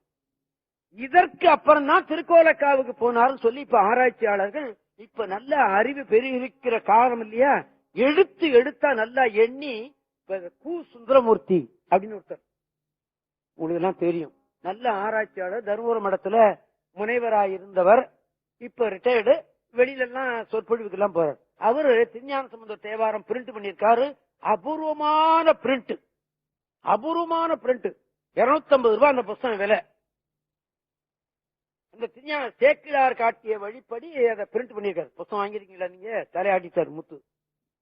அதுல அவர் என்ன எழுதியிருக்கிறாரு, முதல் திருப்பதியும் தோல்வி செவியன், 2வது இந்த நரவம் உமையோடு இருந்தானுங்கிற திருப்பதியும், 3வது எம்பிரான் எனக்கு அமுதம், 4வது தான் மடையில் வாழை அப்படின்னு தீர்க்கமா எழுதிட்டார். திட்டவட்டமா எழுதிட்டாரு. தருமபுரம் பண்டாரசனி மேற்கொண்டு அதை ஒத்துக்கிறாரு. ஆமா, இதுக்கு முன்னெல்லாம் எப்படி இருந்தது, 2வது திருப்பதியும் மடையில் வாழைன்னு தான் எனக்கு பாடமே, அப்படித்தான் 2வது அவருதான், அதுதான். இப்போ பிரிண்ட் எல்லாம் இப்படி திருப்பி வருது. காரணம் என்ன, நாளாக ஆய்வு ஆராய்ச்சி நன்றாக நுணுகி ஆராய்ச்சி பார்த்து எழுதுறாங்க. ரைட், இப்ப ஆண்பனை பெண்பனை ஆகல, ஆண்பனை கொலை தள்ளி இருக்கிறது. அதத்தான் குறும்பை ஆண்பனை ஈண்குலை ஓத்தூர் அப்படின்னு எழுதிவிட்டாரு சுவாமி. அதனால இப்ப போய் பாத்தீங்கன்னா திருவோத்தூர்ல கோயில்ல பனைமரம் இருக்கும். இந்த ஆண்பனைய பெண்பனையா ஆக்கின நாள்னு ஒண்ணு இருக்கு. அதுல அந்த விசேஷம் செய்யறாங்க. அங்க விழுற பனம்பழத்தை சுவாமிக்கு நிவேதனம் பண்றாங்க. நான் அந்த விழாவுக்கு ஒரு தடவை நான் போயிருந்தேன். இப்பவும் அந்த கோயில்ல ஒரு மூணு பனைமரம் இருக்குன்னு நான் நினைக்கிறேன். 3 4 இருக்கு. இந்த அற்புதமான திருப்பதிகம் அந்த ஆண்பனை பெண்பனையாக கொலை காய்த்தது என்பதற்கு ஒரு அற்புதமான திருப்பதிகம் இது. இது முதல் திருமுறையிலே இருக்கிறது.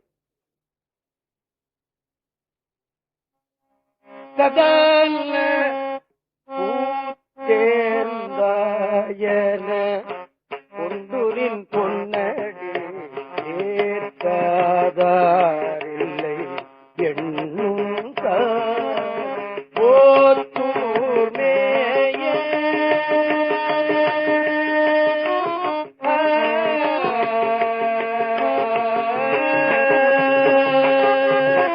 ஓத்தூர் மேய ஒளிமழுவாய் ஓத்தூர் மேய ஒளிமழுவாய் கூத்தீர் ஓத்தூர் மேய ஒளிமழுவாய் அங்கே கூத்தீரும் குறும்பை ஆண்பனை ஈண்குலை ஓத்தூர் குறும்பை ஆண்பனை ஈண்குலை ஓத்தூர் அரும்பு கொன்றை அடிகளை பெரும் புகழியுள் ஞான சம்பந்தம் பெரும் புகழியுள் ஞான சம்பந்தம் பெரும் புகழியுள் ஞான சம்பந்தம்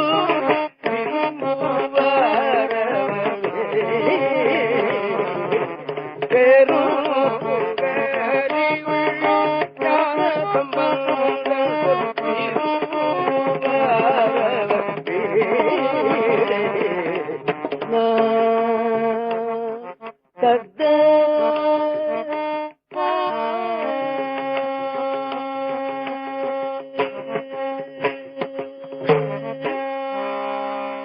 சுந்தரமூர்த்தி ஓதுவார்னு ஒருத்தர் இருந்தார். தேவாரத்தை அந்த மாதிரி இனிமே யாரும் பாட முடியாதுன்னு சொல்லிட்டாங்க. இங்க திருநாவுக்கரசு முதலியார்னு ஒருத்தர் வந்திருக்கிறார். சைதாப்பேட்டையில் இருக்காரு. அவரு போயிட்டாரு. திருநாவுக்கரசு முதலியார் அவர் பாட்டை கேட்டிருக்காரு. இங்க மெட்ராஸுக்கு அவர் வந்தாருன்னா தை மாசம் வருவார். இந்த சுந்தரமூர்த்தி ஓதுவார். தை மாசம் இந்த கந்த கோட்டத்துல 10 நாளைக்கும் பாடுவார். ஆமா, 10 நாளைக்கு வீதியில பாடுவார். ஆயிரக்கணக்கான ஜனங்கள் நின்று கேட்பாங்க. வெண்கல சாரீரம் போங்களேன், வெண்கல சாரீரம். நான் அவர் பாட்டை கடைசி காலத்துல கேட்டேன். கடைசி காலத்துல 59வது வயசுல என்னமோ இறந்து போயிட்டார் அவர். என்னமோ தெரியல, இந்த நல்லவங்களை எல்லாம் குறைச்சல ஆயுள்லயே கொண்டு போயிட்டான். எஸ்டி கிட்டப்பா 29வது வயசுல சேர்த்து போயிட்டார். சாரீரம்னா அப்படி ஒரு சாரீரமே உலகத்திலேயே கிடையாது. ஆமா, முன்னே உங்களுக்கு நிறைவூட்டினேனா, அப்படி ஒரு சாரீரமே கிடையாது. 29வது வயசுல சேர்த்து போயிட்டார்.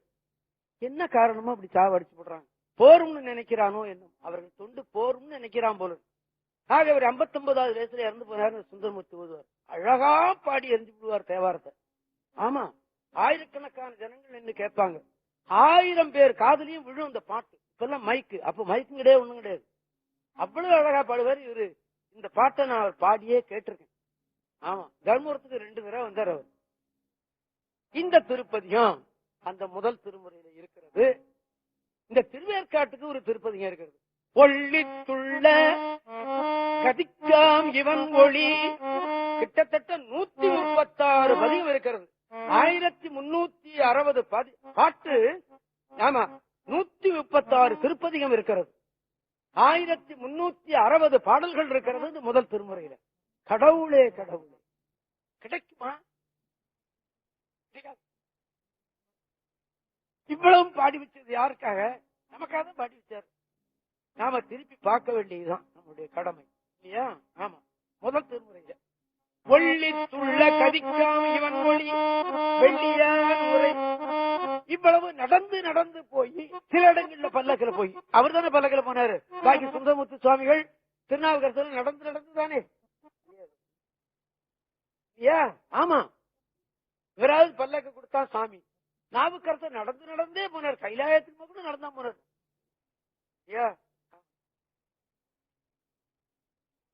நமது ஆச்சாரிய பெருமார்கள் அப்படியெல்லாம் செய்தார்கள். ஒள்ளித்துள்ள கதிக்காம் இவன் ஒளி வெள்ளியார் உரை வேற்காடு. உள்ளியார் உயர்ந்தார் இவ்வுலகில் தெள்ளியார் அவர் தேவரே. திருவேற்காட்டை நினைக்கிறவன் ஒளியோட இருப்பான். அவன் தேவனும் கூட. மனிதனாக பிறந்தவன் அவன் தேவனாக கூட ஆகிவிடுவான். இந்த திருவேற்காட்டை தரிசனம் பண்ணினான் அப்படின்னு எழுதி வைக்கிறார் சுவாமி இல்லையா? ஆமா. அப்பனா திருக்கோளிலின்னு ஒரு ஊருக்கு போறார். கோளிலின்னா என்ன அர்த்தம்? குற்றம் இல்லாதவன் அப்படின்னு பேரு. இன்னைக்கு திருக்கோளிலிக்கு என்ன பேர் இருக்கிறது? திருக்கோளைன்னு பேரு. அது யார் ஊர்னு உங்களுக்கு தெரியும். ஆமா, சுவாமி அங்க லிங்க வடிவத்துல இல்ல, ஆவுடை மாத்திரம் இருக்கிறது. ஆவுடையார் மாதிரி என்ன பண்ணாங்க, குவளை அந்த லிங்கத்து மேல சாத்தி அதுக்குதான் அபிஷேகம் பண்ணாங்க.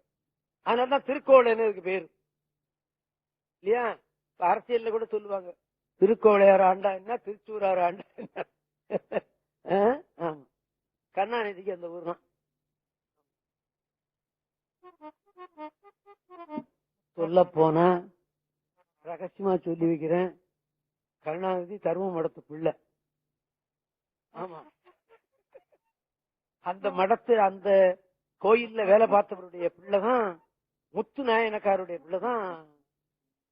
ஏன் கருணாநிதி பிள்ளை பேரு பெரிய பிள்ளை பேரு முத்துன்னு தானே பேரு? ஆமா,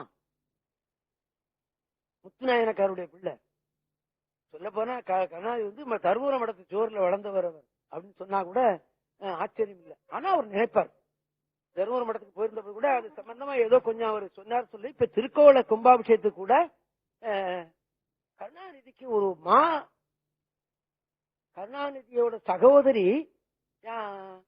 சகோதரியா அடுத்த தாய் பிள்ளையா அந்த அம்மா திருக்கோவில கும்பாபிஷேகத்துக்கு பெரும் உதவி செய்தார்கள் அப்படின்னு நான் கேள்விப்பட்டேன். நான் கும்பாபிஷேகத்துக்கு போயிருந்தேன் இப்போ ஒரு 2 வருஷத்துக்கு முந்தி.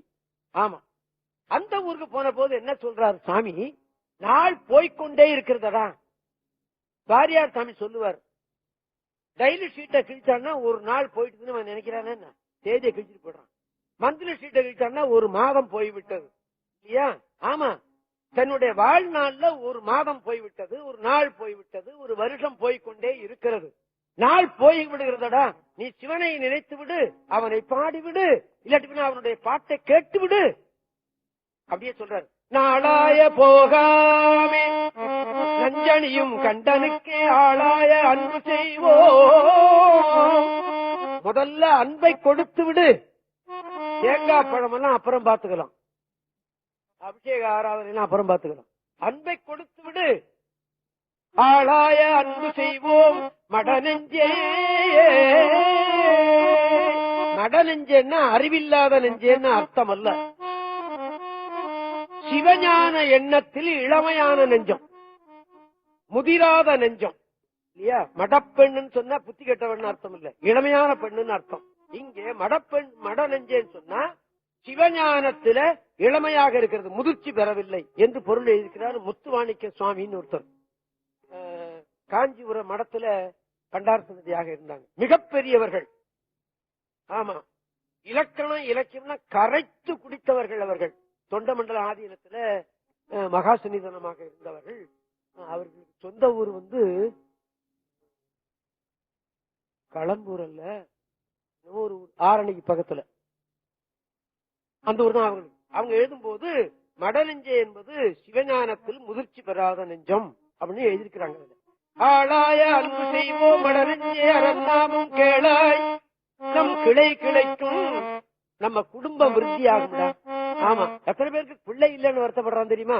ஏண்டா இருக்குதுன்னு கஷ்டப்படுறவனும் உண்டு, இல்லைன்னு சொல்லி கஷ்டப்படுறவனும் உண்டல்லவா? நிறைய செல்வத்தை வச்சுக்கிட்டு ஏண்டா அந்த செல்வம் இருக்குன்னு நினைக்கிறவனும் உண்டு, இல்லைன்னு திண்டாடுறவனும் உண்டல்லவா? அன்னைக்கு உண்டு, இன்னைக்கு உண்டல்லவா? அன்பு செய்வோம் மடநெஞ்சே அரண்நாமும் கேளாய் நம் கிளை கிளைக்கும் கேடுபடா திறமருளி கோளாயலிக்கும் அவன் கோழிலியம் பெறுவானே என்பது. இது அந்த முதல் திருமுறை தான் இருக்கு. அடுத்தது தக்கேசி என்று ஒரு பண்ணு இருக்கிறது. தக்கேசின்னா காம்போதி ராகம். இன்னைக்கு டி.ஏ. சம்பந்தமூர்த்தி ஆச்சாரியார்னு ஒருத்தர் பெரிய இசை மேதை. அவங்க அப்பா பேரு திருப்புகழ் அப்பாத்துறை ஆச்சாரியார்னு பேரு. வேலூர்ல இருந்தார். திருப்புகழ் பூரா அவருக்கு பாடம். திருப்புகழ் அப்பாத்துறை ஆச்சாரியார்னு பேரு. அவருடைய பையன் தான் டி.ஏ. சம்பந்தமூர்த்தி ஆச்சாரியார். நல்ல புத்தாலி. அவருக்கு வீடு கட்டி கொடுத்தார் கிருபானந்த வாரியார் கொரட்டூர்ல. அவர் பையன் இருக்கான், அவனுக்கு பேர் தக்கேசி. ஆமா, தக்கேசின்னு பேர் வச்சாரு. இப்போ தக்கேசி இருப்பான். இப்போ அவனை நான் கண்டேன்னா ஏண்டா தக்கேசி, தக்கேசின்னா அது காம்போதி ராகம். அவனை கண்ட போதெல்லாம் ஏண்டா தக்கேசி தக்கேசி எப்படி அவன் சிரிச்சுவான். வெறும் கட்டிக்காரன் இல்லையா? ஆமா, ஞாபகத்துக்கு வராத கட்டிக்காரங்க எல்லாம் வேணாம். அந்த பண்ணுல திருவண்ணாமலைக்கு ஒரு திருப்பதியும் பாடியிருக்காரு. நாட்டுக்கோட்டை நகரத்தார்கள்லாம் ஒரு லெட்டர் எழுதிவிட்டு கீழே என்ன போடுவாங்க தெரியுமா? அண்ணாமலையார் துணைன்னு தான் போட்டுருவாங்க. ராமையா செட்டியார் எழுதுனது கைது போடவே மாட்டாங்க. என்ன சார் ராமையா இருக்குங்களா? அண்ணாமலையார் துணைன்னு தான் எழுதுவாங்க. அவங்களுக்கு அண்ணாமலை தான் ஜீவன். இப்ப கூட கும்பாபிஷேகம் வருது. 10 காலம் வச்சிருக்காங்க. ஏ அப்பா, 10 காலம் கும்பாபிஷேகம். அடுத்த மாசம்னு நினைக்கிறேன். எனக்கு கூட அழைப்பு இருக்கு, நான் போறாமல் இல்ல. அந்த ஊருக்கு பதியம் பாடியிருக்கார் சுவாமி. பதியம் பூரா அண்ணாமலையாரே அண்ணாமலையாரே அண்ணாமலையாரே அண்ணாமலையாரேன்னே வருது. அருணாச்சலேஸ்வரர் என்பது வடமொழி, அண்ணாமலையார் என்பது தமிழ் மொழி. ஆக தேவாரத்தில் பாத்தீங்கன்னா அண்ணாமலையாரே அண்ணாமலையாரேன்னு ஒண்ணு வருகிறது. பூவார் மலர் கொண்டு அடியார் சொல்வார் புகழ்வார் வானோர்கள்.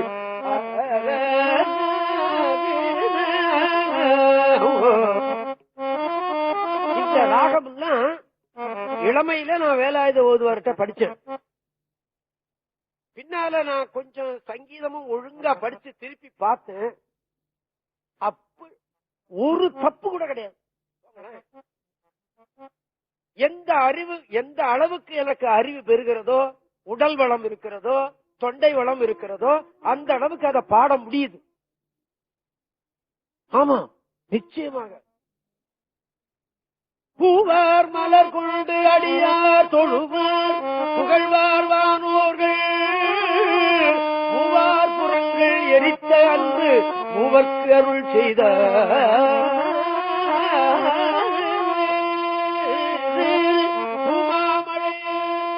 அதிரவி பொருவின் நிலையோடும் ஆமாம் பிழை வந்து அலையும் சாரல் அண்ணாமலையாரே.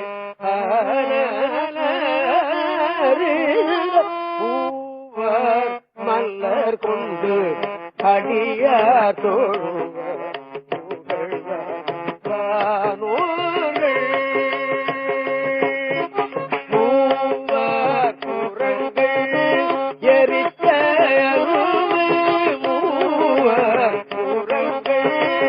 எரித்த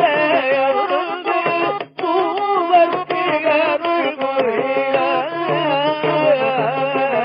பூவர் புறங்கள் எரித்த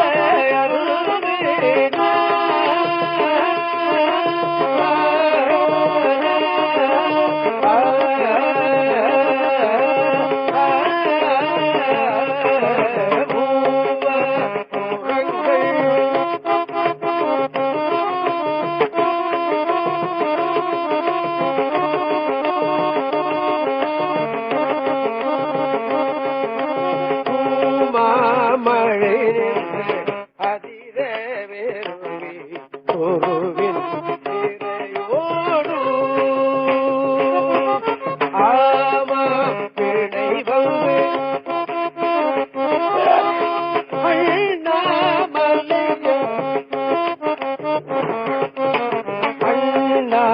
மலையாரே மஞ்சை போன்ற மதியம் நஞ்சை கண்ட தடவும் நன்மை பொருள் போரும் வெஞ்சொற் பேசும் வேடப்படவர் இதனது மீறி அஞ்சொற் கிளிகள் ஆயோ என்னும் அண்ணாமலையாரே. இப்படி பாட்டினுடைய இறுதியில அண்ணாமலையாரே அண்ணாமலையாரே அண்ணாமலையாரேன்னு சுவாமியுடைய திருநாமம் 11 பாட்டிலி வருது. ஆமா, மிக அற்புதமான. ஏன்னா ஊர் பேரை கூட அவர்கள் வடமொழியில இருந்த பேரை தமிழாக்கம் செய்தவர்கள். மறைக்காடு என்று செய்தவர்கள், மயிலாடுதுறை என்று செய்தவர்கள் அல்லவா, விருத்தாசலம் என்பதை திருமுதுகுன்றம் என்று சொன்னவர்கள், தமிழ் தமிழாகவே இருக்க வேண்டும் என்று நினைத்து செய்தவர்கள் நமது சமயாச்சாரிய சுவாமிகள் என்பதை நாம் நினைவிலே கொள்ள வேண்டும். அதனால்தான் அண்ணாமலையாரே அண்ணாமலை என்று வைத்து வச்சார். அதுல இன்னொன்னு நம்ம நாட்டுல ஒரு சொல்லு ஒண்ணு உண்டு. திருவாரூர்ல பிறக்க முத்தி, தில்லை தரிசிக்க முத்தி, காசியில் இறக்க முத்தி என்று ஒன்று உண்டு. அதுல அருணை நினைக்க முத்தி என்று ஒன்று உண்டு. தில்லை தரிசிக்க, அதாவது திருவாரூர்ல நாம பிறக்க முடியாது. சுப்பிரமணியார்னு ஒருத்தர் இருந்தாரு, எனக்கு இசையாசிரியர். அவர் அந்த ஊர்ல குடியிருந்தார். அவருக்கு சொந்த ஊர் மதுரை. அந்த ஊர்ல குடியிருந்தார். அப்ப அவருக்கு அவர் வீட்டுல அந்த அம்மா முழுவா இருந்தாங்க. அந்த அம்மாவுக்கு காட்டு மன்னார்குடி ஊர் சேம்பரத்திட்ட. எப்போதும் தலைப்பிரசவத்துக்கு அம்மா வீட்டுக்கு போறதுன்னு ஒரு வழக்கம் உண்டு நம்மள. அங்க அழைச்சிட்டு போறதுக்கு இருந்தாங்க. அவர் சொன்னாரு, நான் அனுப்ப மாட்டேன், என் மனைவி இங்கதான் இருக்கணும், என் மனைவிக்கு பிறக்கிற குழந்தை திருவாரூர்ல பிறக்கணும் அப்படின்னாரு அவர். என்ன, திருவாரூர் பிறந்தார்கள் எல்லாருக்கும் அடியேன் அப்படின்னு வருது அல்லவா அப்படின்னுட்டு. நல்ல வேலையா அந்த ஊர்லயே பிறந்தான். பிறந்ததான் ஆம்பளை குழந்தையா பிறந்தான். அதனாலதான் தியாகராஜன் பேர் வச்சாரு அவனுக்கு. ஆக தில்லை தரிசிக்க முத்தி. ஆமா, காசியில இறக்க முத்தி. காசியில சில பேர் சாகரத்துக்குன்னு போவான், அங்கேயே இருப்பான். கொஞ்ச நாள் கழிச்சு ஒரு 2 வருஷம் இருந்துட்டு அப்படி மெதுவா அப்படி மெட்ராஸுக்கு போறான்னு வருவான். வர்ற வழியிலேயே ட்ரெயின்லயே போயிடுவான். அதுவும் முடியாது இல்லையா. ஆனா தில்லை தரிசிக்க முத்தி, அருணை நினைக்க முத்தி. நினைத்து தொழுவார் பாவம் தீர்க்கும் நிமலன் உரை கோயில் என்ற சொல் இந்த பதியத்தில் வருகிறது. எனத்தோர் ஊழி அடியாரேத்த இமையோர் பெருமானார் நினைத்து தொழுவார் பாவம் தீர்க்கும் நிமலன் உரை கோயில் கனைத்த மீதி காணாதாயன் கைவேற்புடலூர அனைத்தும் சென்று திரளும் காதல் அண்ணாமலையாரே.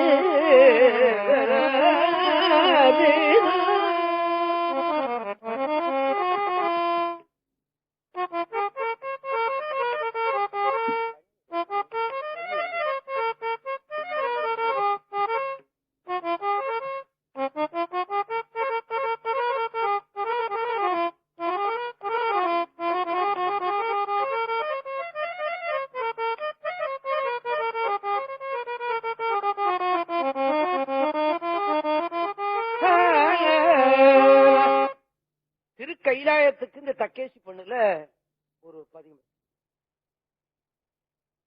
நாமெல்லாம் சைவர்கள், நமக்கு தெய்வம் கைலாயமலை இருக்கிற கடவுள் தான்.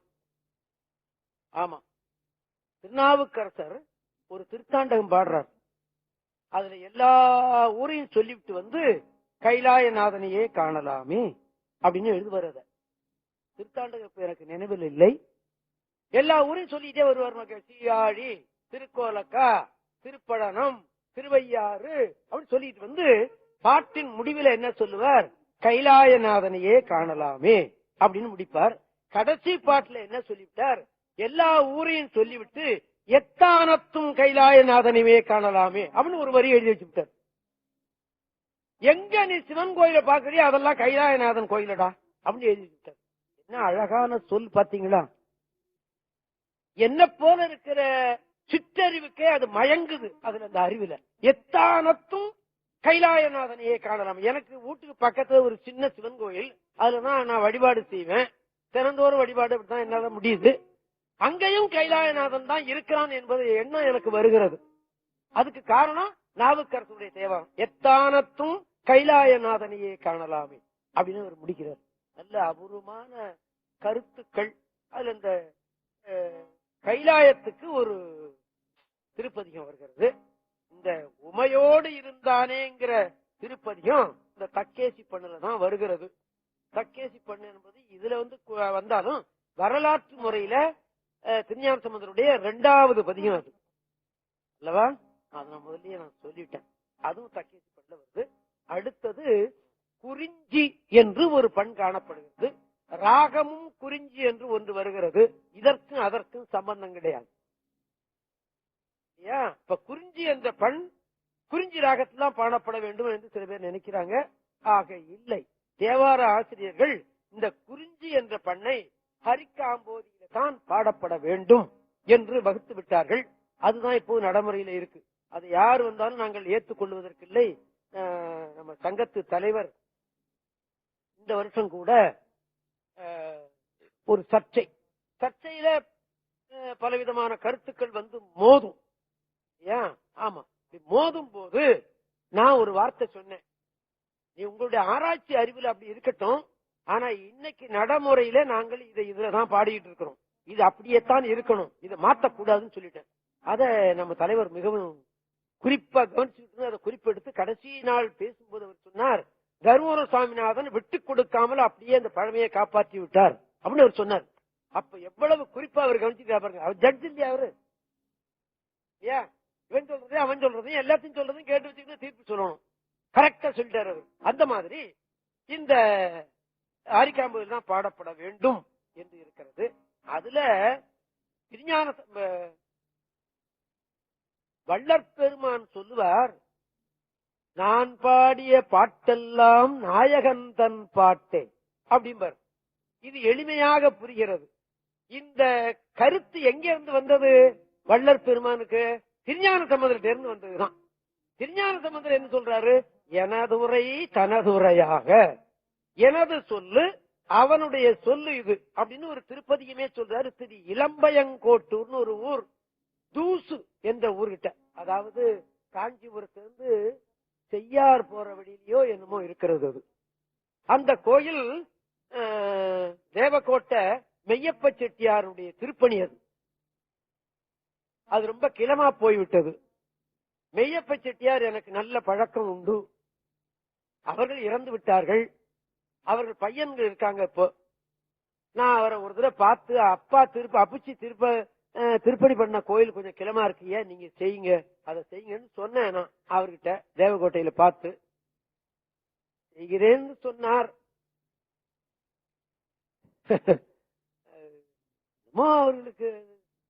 அவருக்கு இருந்த நோக்கம் வேற. திருப்பணி செட்டியார் பரம்பரைன்னு அதுக்கு பேரு இல்லைங்களா? மெய்ப்பு செட்டியார் பரம்பரைக்கு திருப்பணி செட்டியார் பரம்பரைன்னு பேரு. அவர்கள் தான் மதுரை கோயிலையும் கட்டினார்களோ அது என்னமோ எனக்கு தெரியாது. ஆனா அந்த மெய்யப்ப செட்டியார் பரம்பரைக்கு திருப்பணி செட்டியார் பரம்பரைன்னு பேரு. எனக்கு நல்லா பழக்கம். அவங்க செயின் ஸ்மோக்கிங்கா இருந்தவங்க. யாரு? மெய்யப்ப செட்டியார். அது உங்களுக்கு தெரியாதுன்னு நினைக்கிறேன். காலையில ஒரு சிகரெட் பத்த வச்சாங்கன்னா அப்புறம் தீப்பொட்டி அவங்களுக்கு தேவையே இல்லை. இந்த டின்னு பூரா ஒழியிற வரைக்கும் குடிச்சுக்கிட்டே இருப்பாங்க. அப்படி இருந்தாங்க அவங்களுக்கு. நாம இந்த உயர்ந்த பரம்பரையில பிறந்து நாம சிவபூஜை பண்ணாம இருக்கிறோமேன்னு ஒரு நல்ல அறிவு வந்தது. பழனியில ஈசான சிவாச்சாரியார்னு ஒருத்தர் இருந்தார். இங்க எல்லாம் யாருக்கு தெரியுமோ தெரியல. முத்துக்கு தெரியுமா? தெரியாது. யாருக்காவது தெரியுமா? ஈசான சிவாச்சாரியார் சித்தாந்த ஸ்தரபம் என்று அவர்களுக்கு பேர். மேடையில இப்படி உட்கார்ந்தாருன்னா தட்சிணாமூர்த்திய பார்த்த படத்துல நாம பார்த்தோம்னா எப்படி இருக்குமோ அந்த மாதிரி இருப்பாரு. தட்சிணாமூர்த்தி படத்துல பார்க்கலாம் இல்ல, படத்துல பாக்குற உருவம் அவரை உருவத்தை பார்க்கலாம். அவர்கிட்ட போனார். இந்த கையில சிகரெட் இருந்தது. இதை பின்னால வச்சுக்கிட்டு, ஐயா நான் செயின் ஸ்மோக்கிங், நான் உபதேசம் கேட்டுக்கணும்னு நினைக்கிறேன். கையில சிகரெட் இருக்கு பாத்தீங்களா, இதை நான் விடுவதற்கு இல்லை. ஆனா நான் உபதேசம் கேட்டுக்கிட்டு சிவபூசை பண்ண நினைக்கிறேன். நான் சிகரெட்டை கையில வச்சுக்கிட்டே நான் பூசை பண்ணட்டுமா? என்ன செய்ய அப்படின்னு கேட்டார். மிக படித்த சித்தாந்த சரபம் ஈசான சிவாச்சாரியார் என்ன சொன்னார் தெரியுமா? நீ சிகரெட் குடிக்கிறவன், நீ பூசை பண்ண போடா எட்ட அப்படின்னு அவர் சொல்லல. என்ன சொன்னார் தெரியுமா? மெய்யப்பச்சித்தியார்வாள், சிகரெட்டை கையிலேயே வச்சுங்க, பூஜை பண்ணிக்கங்க, இந்த கைனால தூபத்தை காட்டிக்கங்க, வாயில வச்சு இதை இழுத்துங்க, பரவாயில்ல அப்படின்னு. நம்ம ஆசாரத்துக்கு அடிப்படை க்ளோஸ். சரிட்டாரு இவரு. சரி பரவாயில்லன்னு ஒரு நாள் பார்த்து அதுல போய் நீங்க ஸ்நானம் பண்ணிட்டு வாங்க, உபதேசம் பண்ணி வைக்கிறேன்னாரு. ஸ்நானம் பண்ணாரு பாருங்க, அந்த நிமிஷமே விட்டாரு அந்த சிகரெட்டை. ஆமா, அந்த ஸ்நானத்தோட அந்த சிகரெட்டு ஸ்நான பிராப்தி போயிடுச்சு. அப்புறம் நிர்வாகம் பூரா பையன்கிட்ட ஒப்படைச்சு விட்டு சிவபூசை பண்றதே கதி அப்படின்னு இருந்து விட்டார்கள். காலையில சிவபூசையில உட்கார்ந்தாங்கன்னா 12 மணி 2 மணி கூட ஆகும். அப்படி சிவபூசை பண்ணிக்கிட்டு இருந்து ஒரு சிவராத்திரி அன்னைக்கு 3வது காலம் சிவராத்திரி பூசை பண்ணிவிட்டு மகாதேவா அப்படின்னு உட்கார்ந்தார்கள். உயிர் போய்விட்டோம். அப்படித்தானே? ஆமா, முத்து தலையாட்டிட்டு. அப்ப என்ன அர்த்தம்? இந்த சிவ உபதேசம் செய்தால் நமது பாபம் மாத்திரம் போறதில்லை, நம்மகிட்ட இருக்கிற போக்கிர்த்தனம் எல்லாம் கூட போய்விடும் அப்படின்னு அர்த்தம்.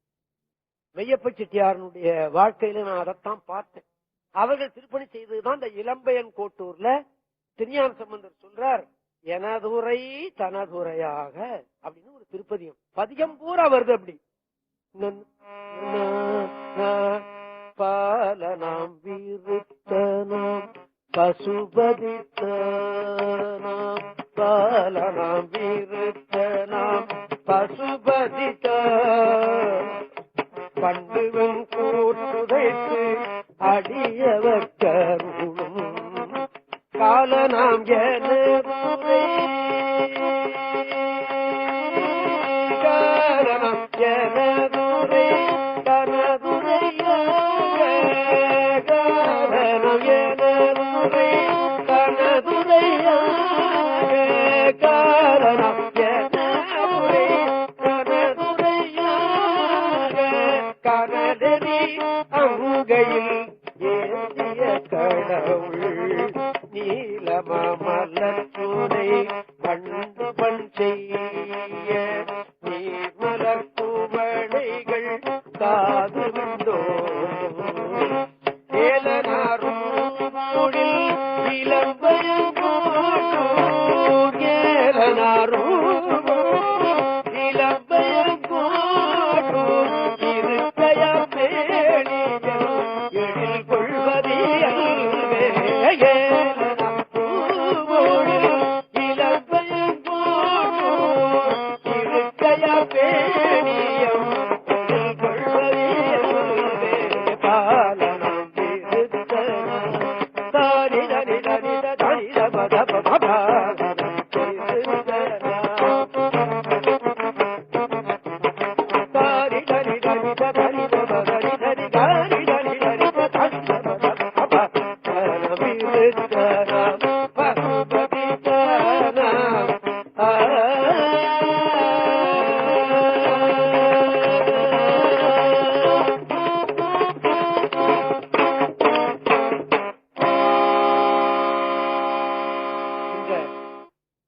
அற்புதமான திருப்பதிகம் எனதுரை தனதுரை. அதத்தான் வள்ளற் பெருமான் நான் பாடிய பாட்டெல்லாம் நாயகன் தன் பாட்டு என்று சொன்னார்.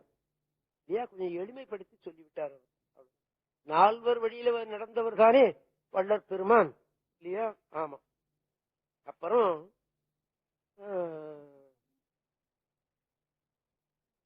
கோயில்னு சொன்னா சைவனுக்கு சிதம்பரம் தான். ஆமா, புஸ்தகத்தை நீங்க தேவார புஸ்தகத்தை எடுத்தீங்கன்னா சிதம்பரம்னு இருக்காது, கோயில்னு இருக்கும். என்ன அர்த்தம்?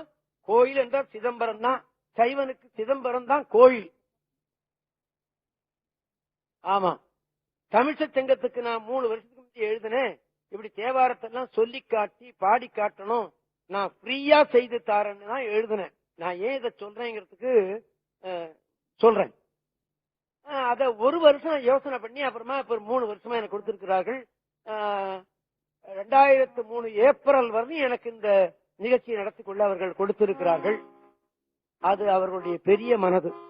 ஆமா, அது நண்பர் ராமையாவும் அதற்கு காரணம் இல்லையா? ஆமா. இப்ப சிதம்பரத்துல 12 மாதத்திற்கு திருவாதிரை நட்சத்திரத்து தோறும் நான் இசையோடு பாடி காட்டுகிறேன் என் செலவுல. தமிழ் சங்கத்துக்கு அப்படிதான் எழுதினேன். ஆனா தமிழ் சங்கத்தார் அப்படி விடல. என்ன இல்ல செலவெல்லாம் நாம ஏற்றுக்கொள்ளுவோம், ஓதுவார் என்ன செய்யறது, நாம ஏற்றுக்கொள்ளுவோம் அப்படின்னு செய்து விட்டார்கள்.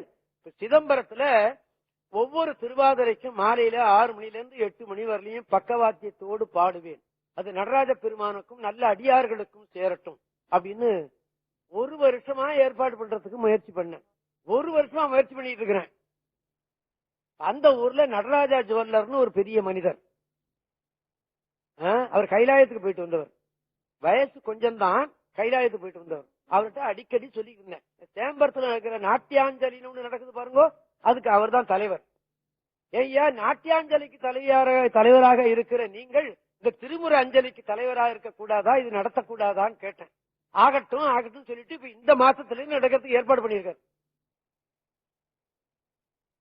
இந்த மாசம் 15ஆம் தேதி காலையில 6 மணிக்கு திருவாதிரை நட்சத்திரம் வருது. பக்கவாத்தியத்தோடு பாடுவேன். என்னுடைய செலவுல நான் பக்கவாத்தியம்லாம் அழைத்து கொண்டு வருவேன், பாடுவேன்.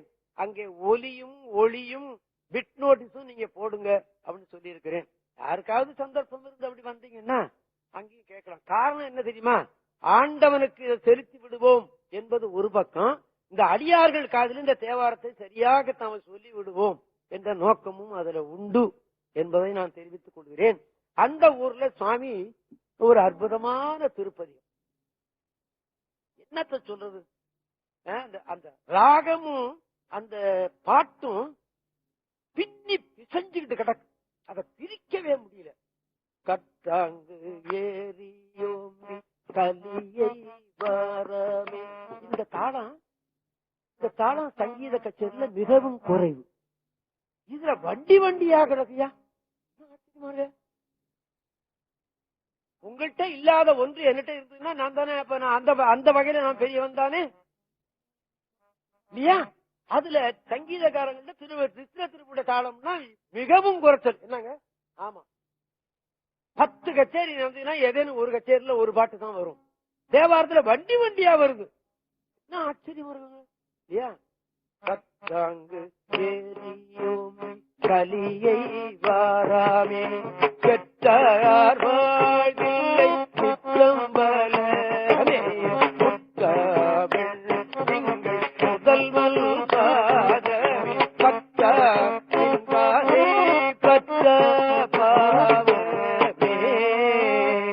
சுவாமி என்ன சொல்றார்? சிற்றம்பலத்தில் நடனமாடுகிற நடராஜ பெருமானை பற்றி விட்டால் ஒன்றை பாவம் பற்றாது. எதுக்க மோனெல்லாம் எப்படி வருது பாத்தீங்களா? ஒரு நண்பர் என்ன பண்ணினாரு, என்கிட்ட ஒரு 100 பாட்டு எழுதி அதை பிரிண்ட் பண்ணி என் கையில கொண்டாந்து கொடுத்தாரு. புஸ்தக வடிவிலேயே வந்துட்டது. பல பேர் அதுக்கு சாத்து கவியெல்லாம் கொடுத்திருக்கிறாங்க. எதுகையும் இல்ல, மோனையும் இல்ல. படிச்சு பார்த்தேன். அப்புறம் அவர் வந்தார் ஒரு நாள், ஒரு தேவார புத்தகத்தை அவர் கையில கொடுத்து, இத போய் இந்த தேவாரத்தை நல்லா படிச்சு பாருங்க, அப்புறம் நீங்க எழுதின பாட்டை படிச்சு பாருங்க, இந்த எதுகை மோனையும் இந்த மாதிரி எல்லாம் சரியா வருதான்னு பாருங்கன்னு சொல்லிவிட்டேன். என்னங்க அப்படி சொல்லிட்டீங்க? ஆமா, எதுகை மோனையும் சரியா இல்லைங்க, போய் படிச்சு பாருங்க. அந்த மாதிரி தமிழையும் அப்படி இருக்கிறது, இசையில கருத்தும் அப்படி இருக்கு. சிற்றை சிற்றம்பலத்தில் இருக்கிற சிவனை நீ நடராஜ பெருமானை பற்றி விடு, பாபம் உன்னை பற்றாது அப்படின்னு எழுதி வைக்கிறார். என்ன அழகான பாட்டு பாருங்க. பரப்பை படுத்தெங்கும் தெரியும் பிறப்பர் வாழ்வில்லை சிற்றம்பலமேய பிறப்பில் பெருமானே பிந்தாசடையானை மரப்பிலார் கண்ணீர் மையல் தீர்வாரே. மையல் என்பது மயக்கம். அது எந்த மயக்கமா இருந்தாலும் சரி, மாதர் மயக்கமா இருந்தாலும் செல்வ மயக்கமா இருந்தாலும் சரி, புகழ் மயக்கமா, எந்த மயக்கமும் உன்னை சாராது, அவனை சார்ந்து விடு. இப்படி ஒரு நீதியை சொல்லிக்கிட்டே போறாரு. மையார் உங்கள் மாடரடு வீதி கையார் பந்தோற்றும் கழிசூழ்தில்லையுள் பொய்யா மறைபாடு புரிந்தான் உலகேத்த செய்யான் உரை கோயில் சிற்றம்பலந்தானே இறைவன் கொடிமாடம் நெற்றிலே தீண்ட இறைவன் இறைதாக்கும் இறைவன்று அறையோது சிற்றம்பலமேய இறைவன் கடலேற்றும் இன்பம் என்பமே. இன்பம்னு நீ எதெல்லாம் நினைக்கிற? அல்வா சாப்பிடுறத நினைக்கிறியா? இல்ல காபி சாப்பிடுறத நினைக்கிறியா? இல்ல பெண்கள் இன்பத்தை நினைக்கிறியா? அல்லது நல்ல சாப்பிடுறத நினைக்கிற? எதை நினைக்கிற? எதிரா இன்பம்? சிற்றம்பலத்தில் இருக்கிற இறைவனை திருவடியை ஏற்றுவதல் தாண்டா இன்பம், தெரியுமா? அப்படின்னு சுற்றுறாரு நமக்கு ஞானாசிரியன். அப்படி சுட்டி காட்டுறான். செல்வம் நீ எதடா நினைக்கிற? கல்வியை நினைக்கிறியா? இந்த துட்ட ரிசர்வ் பேங்க் கடுதாசியை நினைக்கிறியா? எதை நினைக்கிற நீ? சிற்றம்பலத்தில் இருக்கிற கடவுளை வாழ்த்துற பாரு, அதுதான்டா செல்வம். ஆமா, செல்வ நெடுமாடம் சென்று சேனோங்கி செல்வ மதிதோய செல்வம் உயர்கின்ற செல்வர் வாழ்வில்லை சிற்றம்பலமே செல்வன் கடலேற்றும் செல்வம் செல்வமே. அவன் ஏறி நிறைந்த செல்வனடா, தெரியுமா? அவனுடைய திருவடியை வாழ்த்துதல் தான் செல்வம். இப்படி இந்த பதிகம் பூரா பூர்வாளரக்கந்தன் வலியை குறைவித்து சீராலே மல்கு சிற்றம்பரமேய நீரா தடையானே நித்தல் ஏற்றுவார் தீரா நோயெல்லாம் தீர்தல் திண்ணமே. தீரா நோய் எது? பிறவி நோய் தான். பாக்கி எந்த நோயும் தீர்த்து கொள்ள முடியும். ஆமா, இப்படி அந்த பதியம் பூரா சொல்லிட்டு போறாரு. அபூர்வமான திருப்பதியம். நாள்தோறும் சொல்லுகிற திருப்பதியத்துல இது ஒண்ணு தவறாமல் சொல்லுவேன். ஆமா, நான் ஓதுவார் தானே, ஓதுவாராகவே இருக்கிறேன். இருக்கணுங்கிறது என்னுடைய நோக்கம் இல்லையா? ஆமா, அந்த மாதிரி இந்த நான் தினந்தோறும் சொல்லுகிற திருப்பதிகத்துல இதுவும் ஒன்று.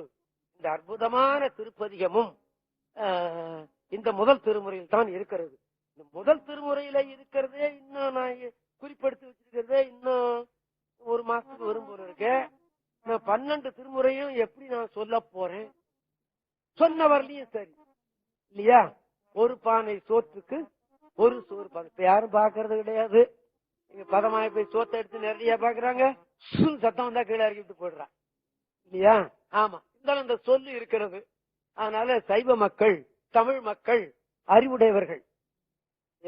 ஆமா, தமிழ்நாட்டை தானே சொல்றாங்க அமைதியான நாடு அப்படிதானே சொல்றாங்க. பாக்கில எல்லாம் கலாட்டா, அடி, குத்து, வத, வெட்டு அப்படிலாம் இல்லையா?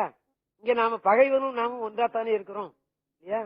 ஆமா, இந்த வம்பெல்லாம் இங்க கிடையாது பாருங்க. அகமதாபாத் எல்லாம் கலங்கிட்டு கிடக்குறாங்க.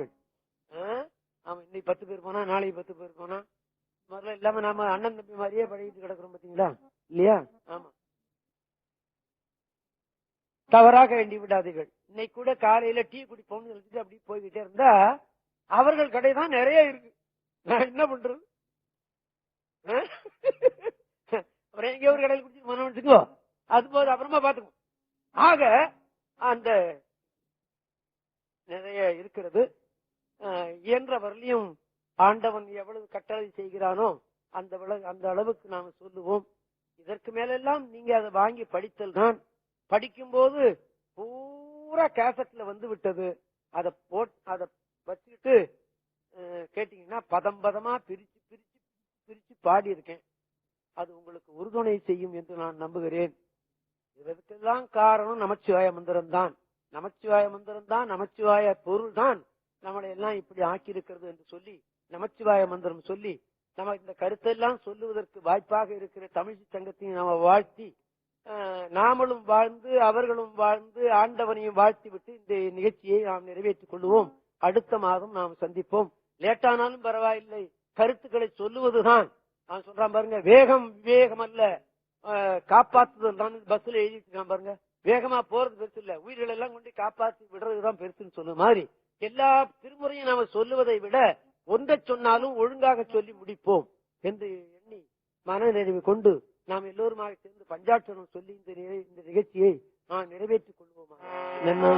ஓம் நம சிவாய சிவாய நம ஓம். ஓம் நம சிவாய சிவாய நம ஓம். ஓம் நம சிவாய சிவாய நம ஓம். ஓம் நம சிவாய சிவாய நம ஓம். ஓம் நம சிவாய சிவாய நம ஓம். ஓம் நம சிவாய